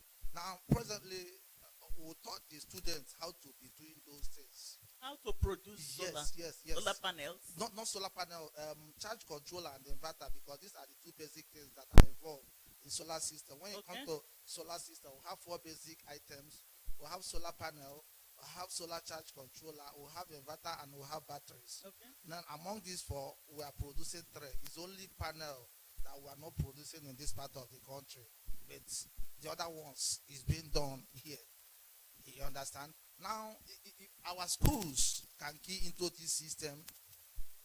The principals, the people that are in charge of the school authorities, they have interest. Then we can go to schools, teach these children how to do all those things. How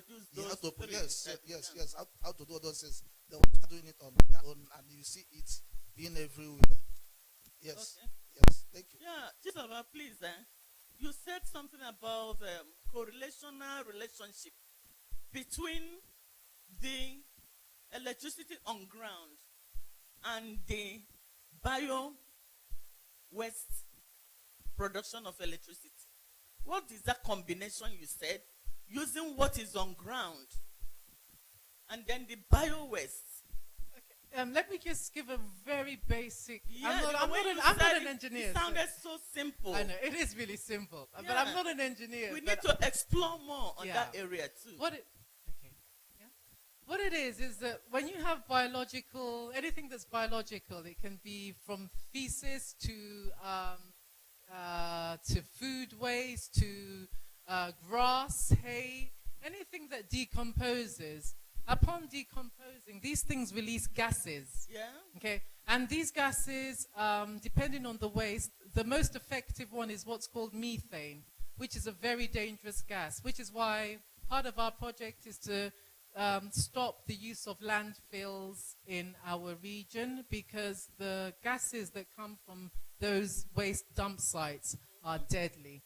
Methane is 26 times more detrimental to the environment than carbon dioxide. So now the process of, as I said, biomethanization, basically biogas, is you get all of this bio waste, you put it into, let's say, a container. It's a digester. And what it does, it speeds up the process of the decomposition, bringing out more gases. So it sucks out the gases. Now, when those gases come out, we pipe them through a cleaner, another system. The gases are cleaned, and then it's just basically gas that you use to generate electricity with an engine. It's so simple. And it's something that came from the Germans, the Swiss, the Germans. They've been doing this for maybe almost 100 years. So if we can introduce it into our region, that's a big deal, because we have so much biological waste. Exactly. You go to the markets, all that food waste that you see scattered everywhere, we can use that to generate electricity. Okay, that is real alternative energy. Yes. Because it's not renewable, it's alternative. Yes, it's alternative. Yeah, thank you very much. Now, I want to talk about the cost implication of these provisions. Like you said, that only the panels are being imported in the provision of solar energy. That panel, I think, is the major thing that is required in solar energy production.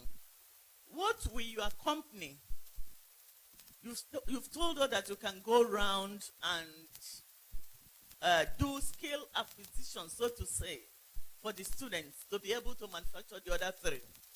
But what of the panel? What's the cost implication of getting these solar panels and with the other accompanying devices that will make it take off? Thank you once more for the question. For us to be able to have the solar system or this alternative source of power supply to go around the states, first we have to start producing them locally. Yes. Yes, because now when you talk about bringing those gadgets from Chinese company or this thing, then they added their money. The cost of production is there. Yes, the people that produce each components, their workmanship is there. But if we can get those things down to the state, our students, our people will be the one coupling them, doing it. I think it will make the price, it will make the system to be affordable. Because right now, I don't know if I can be allowed to demonstrate one or two things. I came with one stuff that we can test, and you see how it's generating energy. Just a small battery, because right now technology is fast improving. Yes, before now, we have a lead acid battery. That lead acid battery is being, that are phasing it away. There is this latest battery now that are called a lithium ion battery. The lithium ion battery is the best battery, and it can charge fast, and it takes much time to discharge. Yes, my question still is, what is the cost implication of getting the panel, let's say for a block of 6-room classroom? Okay. Let me attend to that your question. The cost depends on the load that you want the system to carry. Not the load in a classroom. It's just for their devices, maybe iPad, computer, and then making sure that the e-learning they are into now is at least effective. The cumulative, as in the total cost of both the battery and everything for yes. a laptop and the... No, we're not talking of laptop. We're talking of provision of alternative energy source. You are talking about solar. Yeah, the solar. You say solar. Now, solar cannot work without battery. Yes. So when you talk about solar, you talk about battery. So you have to check. It's part of it now, the whole system. Yes, you talk about the total cost of the whole show. Now, at least the minimum of 60,000 can afford the solar that will take care of a classroom. A classroom? What do you mean by a classroom? How many rooms? Just a block of 6. Says a classroom now, if you have a laptop or an iPad, fan, lighting point. The fans now. Are you saying one class? No. A class. A class. I say a class. Yes. A classroom. Yes.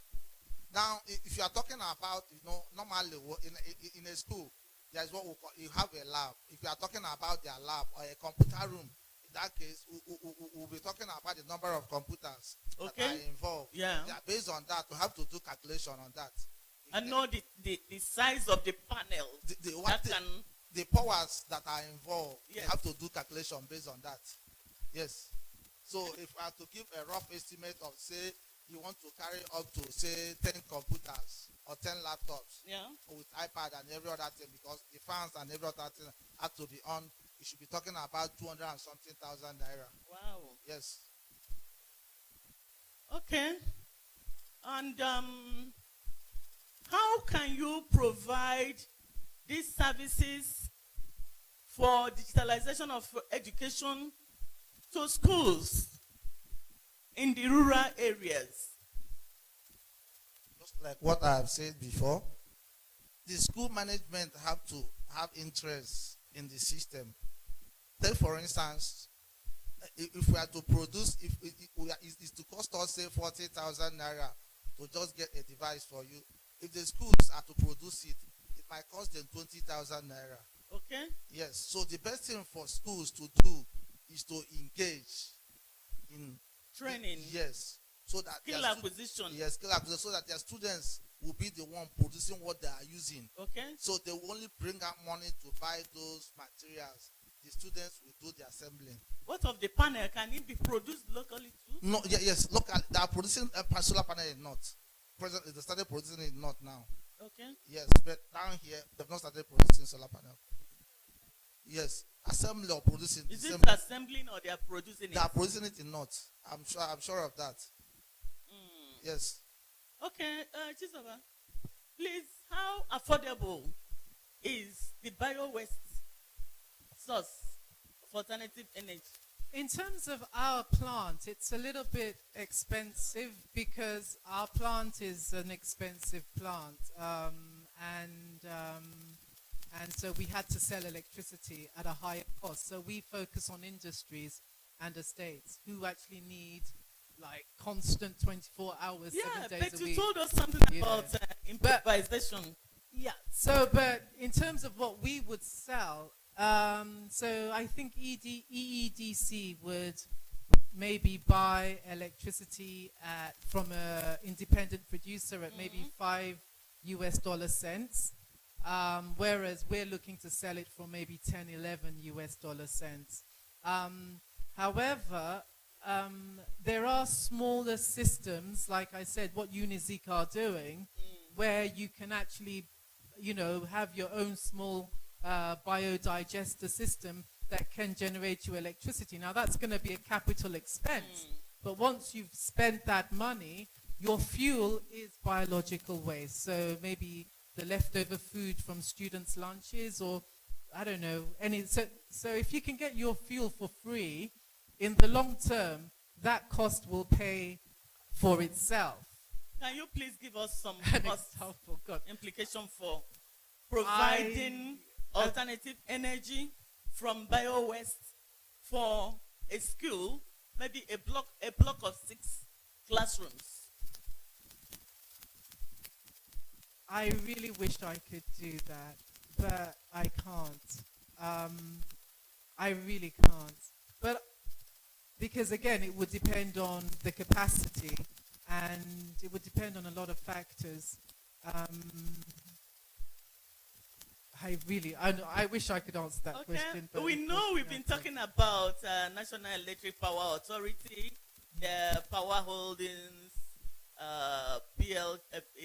PLC, and recently EECD and the rest of them, the companies that provide electricity now.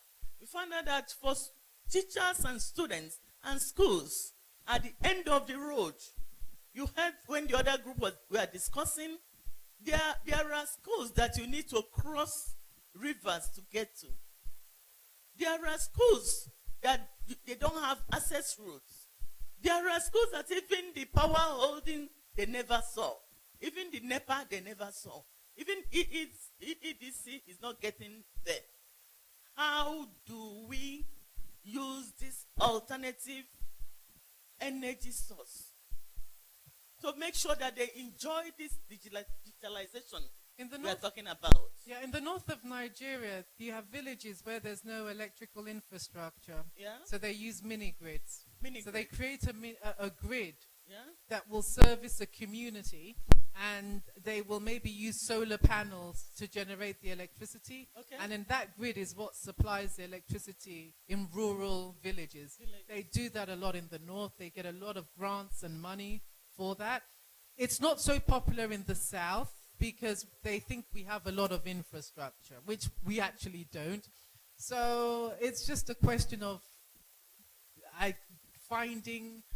having the willpower, and if the government can support it, then that's even better. The willpower to find companies who can do a mini grid for you. Your company could do it. Yeah. You know? Engineer Van, what do you think? What's the contribution to that? In as much as possible, as in the electronics is concerned, yes, there is nothing we cannot do because, yes, the brain behind every technology presently is electronics. Once sensors and every other thing is there, so you have to bring it down to electronics so we can handle such matters. Yeah. Yes. Yeah, thank you very much. Thank you very much. Can I just add, it's just about funding. If you've got the funds, you can do anything. Yeah. So that's it. Yes, we've all had it all. Digitalization of basic education in Anambra State is very, very, very possible. All we need to do is to do the needful. And number one in the list of our needful is making sure we have a steady source of power. If we do one student, one laptop, one teacher, one laptop, we are on the road to being digitalized. But until we have a steady source of power to be able to charge those devices, we end up not achieving our set objectives. With this, I want to thank our amiable governor. He must have had it all. It is very possible to have grids with, which will power the solar panels, even for schools in the end of the road. It is very possible to do bio-waste as a means of alternative energy. I want to thank him for this platform, for today and for tomorrow, and for all he's doing in Anambra State, particularly in education. Thank you very much, Sister Chi Weke. Thank you very much, our amiable commissioner, Prof. Kate Azuka Omenoga, for all you are doing in the education system. God bless you all. The rapporteur, please, for this session should please come up.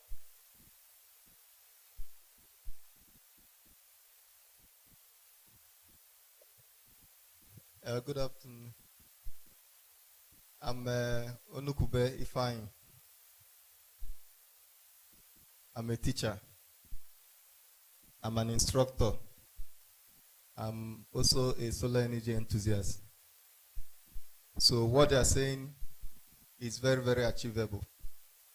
In fact, we have started doing such thing about 3-4 years ago at GTC Onitsha. Training have started for the production of solar panels as well as installation. It's happening at GTC Umuchu. It's also happening at GTC Enugu Agidi here. But the major challenge, like they said, is the funding. The turbine, the biomass to energy turbine is very costly. It's not what an individual or school can afford. But the solar energy aspect of it, in fact, at GTC Enugu Agidi, I brought my own kids to teach the students, and they are very, very enthusiastic to learn. So this is what we can achieve. Schools, principals can organize trainings, and resource persons will come and expose these students. They can do wonders.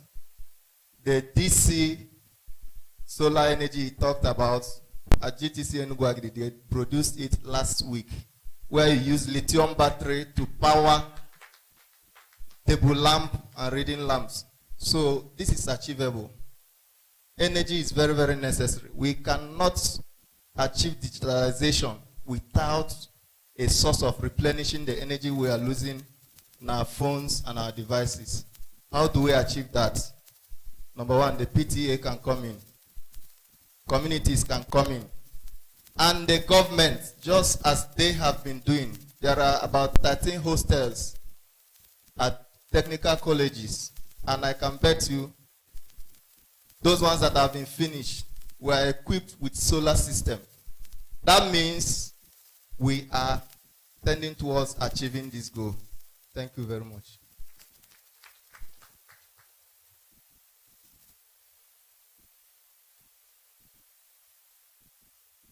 Thank you very much. Thank you. Wow. Any questions, please, for the panelists, for us?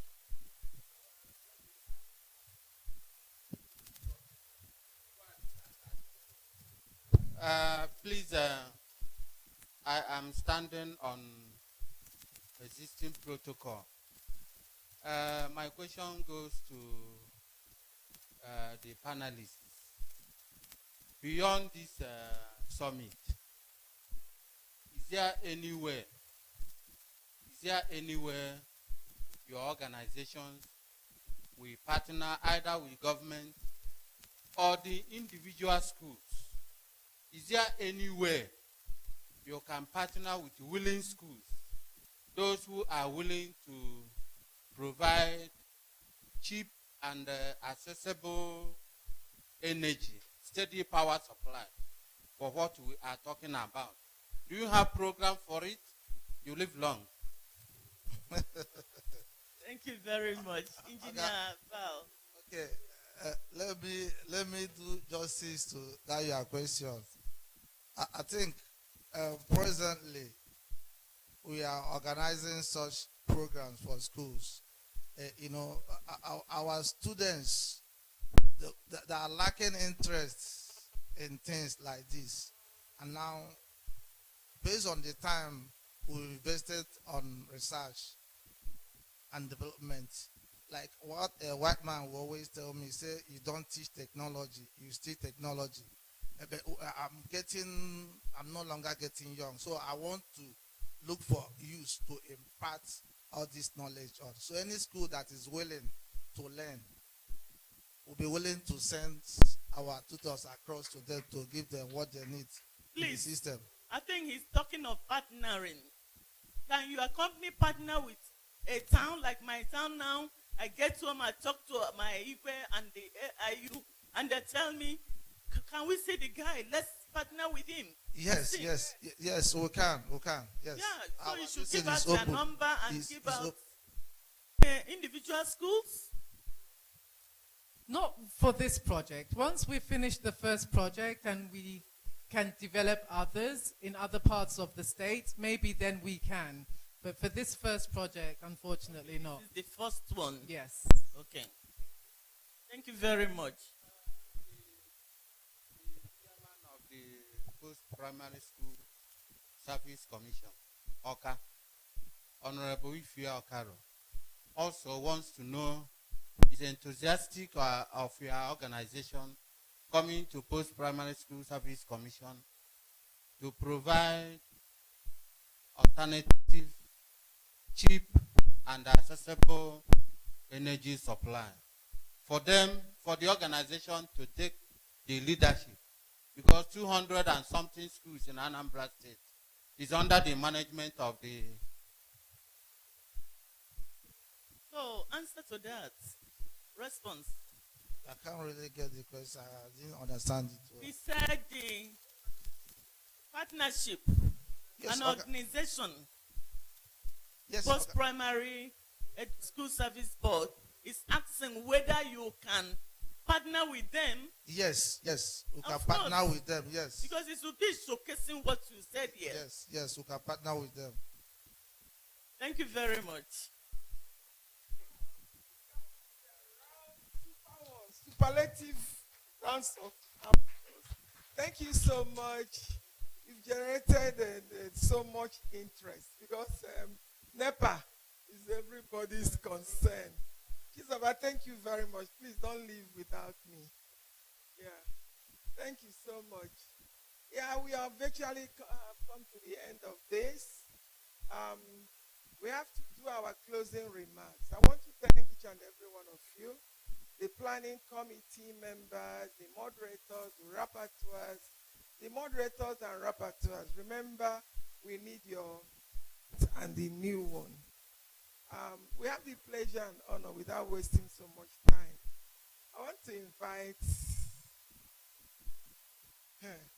this lady I'm going to invite. We were in school together. So, Nwakio, and she's not a person than the chairman of Post-Primary School Secondary Commission of Anambra State, Honorable Ifi Okaro. My dear sister, thank you so much for your patience. Thank you. May I still stand on already established protocol? Wow, it has been awesome, wonderful. Chinwe Nwakio, you are too much. I thank God for everything. You know, we are talking about digitalization, transformation of Anambra basic Ministry of Education, that is Anambra State schools, both primary and secondary schools. And we have heard a lot of things we have learned today. In fact, I wrote a lot of things. I will compile all of them and it will be a book. You know, the essence of being here is to do what? To rub minds together, to know what we shall actually do. to make it possible, because education can never stop. The new normal. It started from, I think, 2020 during the COVID-19 pandemic, and Anambra State introduced teaching on air that went viral. Everybody, we were all happy. Then in 2019, let me start from 2019, teachers were educated, were given ICT training, but though that was not enough, we will still do something else to make sure that this thing comes to reality. We have been able to that there should be no digitalization of Anambra State schools without training and retraining of teachers, making our teachers to be computer compliant. You know, we talked about e-content, whereby we organize our lessons, our teachings, and everything about online and deliver it online as well. It can never be done without being computer compliance. The internet is that we should go back to the basics, to the drawing board. We have done a lot too. I thank God for our amiable, education-friendly governor, who has been always there by our side. If only our Commission for Basic Education, but still, the reward for good work is more work. We should go back to the basics. The teachers, my fellow teachers, it's not easy anywhere. We're not getting any younger. At times we feel like, how can we understand this thing? But we have to go back. Computer training is the intent, is the emphasis. Every panel that came up to this particular stage talked about computer training, being computer compliance, in order to do what? To be able to impart the knowledge to the students and to the pupils, right? So we have to go back. And when I was listening to our His Excellency's keynote address that was delivered by SSG, he talked about that we must invest on ourselves. There's nothing that will help us to grow than investing, using our money to do what? To boost our standard. We'll not wait for the government for everything. No. At times we pay a little money to do what? To get to the next level. It's as simple as that. So I'm calling upon the teachers. Every one of us should do what? Get our mind prepared. We have been, the other time, we are called upon to embark on the ICT training. That was 2019. Then we did e-conference 2021. But how much have we learned from all those exercises? How did we prepare our minds very well? Or just like no! It has gotten to the extent that we should do what? We should call it a serious business so that we learn in order to be able to do what? Convey the same to our students. Now, when I was listening to Dr. Bates, he made us know that this digitalization has to do with lesser things. We will not embark on elephant projects. He only said that we should partner with private sector, and it has to be evidence-based. Digitalization has to be evidence-based. So I'm begging upon all of us to do what? To do the needful, starting from the teachers. Let us call it, take it more seriously than ever that we have used to do. Because I know that it's the anything now. What we want to do is to produce students and pupils that can compete globally with their counterparts there. And for the same God created all of us. We want to shine more than them. And Anambra State is doing well. But I know that when we all hands must be on deck to make it more reality. So that we come, this thing we are talking about will be done what? Be actualized, and everybody will be happy. Again, it has to do with teamwork. Teamwork in the sense that everybody will carry that along. Both children from the well-to-do families and children from poor families. It has to do with we must carry everybody along. You know, we are talking about education that no child should be left behind. We have to carry everybody along. So government should do something like in the area, as concerned the rural areas. I will learn that you can still do that in that area by doing what? Getting centers, getting radios or area where those things should be mounted, and other people will go from their homes to that area to do what? To benefit. We will not leave any child there. We will not leave any child behind, because we are talking about new Anambra State, new normal. And as a matter of fact, we don't know when this new normal will stop. So let us take it to be part of our life in Anambra State. At this juncture, I say thank you so much to the organizer, particularly, let me start with my amiable governor, the education-friendly governor, the Apple Global, Governor Naga, Governor IGMONO, equally, Her Excellency, Chief Doctor Ebele Chukwubiano, because beside every successful man, there must be a successful woman. Your Excellency, sir, I thank you so much. I feel so humbled, because I know that you love our students so much. You have been so friendly to education family in this set. I wish you the best, sir. I remain loyal. And even our amiable commissioner for basic education, Kate Omenowa, Prof. Kate Omenowa, that will always do everything. Yes, you can never say no to an answer. Likewise, myself, my humble self, I don't accept no for an answer. You will always say, yes, we can. And God being our helper, we must reach there. So I thank God for everything. Look at the chin with my friend, IDK Consult. Kudos. More power to her elbows. And to all of us, may God bless all of us. God has done marvelously for us today. We have gotten a lot. And I believe in God that we will apply it. And the Anambra State will go to the next level digitally. May God bless all of us in Jesus. One was going to be today, but we decided to bring them together because they are related. Devices. And one student, one laptop project. We're going to have people, even UNICEF will be part of this discussion tomorrow. So we still want to have more of our students tomorrow, so they ask as many questions as possible. And teachers, they can't come without their students. So we thank the PPSSC chairman and her board members, the secretary and the board members, and ASUBEB. I guess tomorrow they will be here. So thank you, everyone. Mr. Brown, I gave him a name, Ben Brown, but his name is Brown. He came all the way from Enugu to help us here. I'm sure, I don't know who else could have even helped us with what we have got today. So we really appreciate you and your team. And Mike that tried to connect everyone from India. The man that spoke from India. The other person spoke from Kenya. And another person spoke from Abuja. So we thank you. We thank all our members, the committee members, ABS.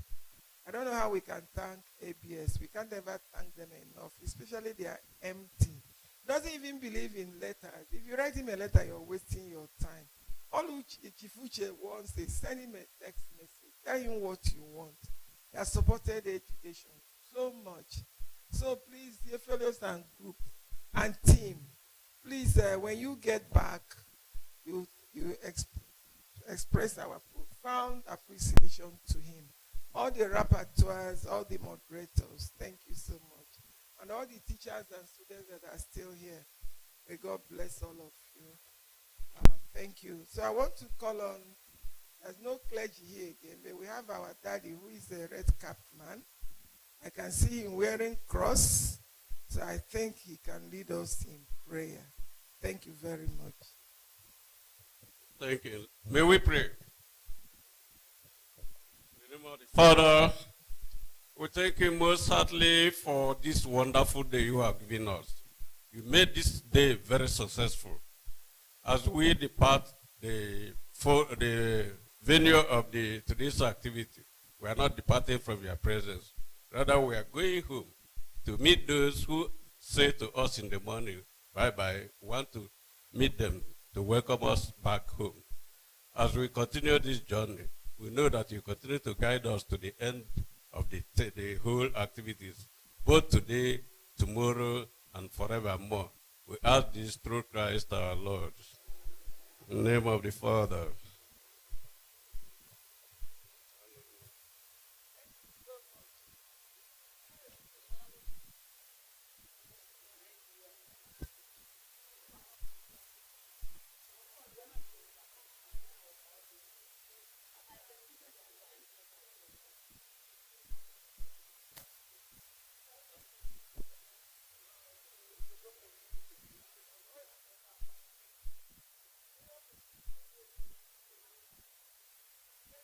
yes, yes, yes, yes, yes, yes, yes, yes, yes, yes, yes.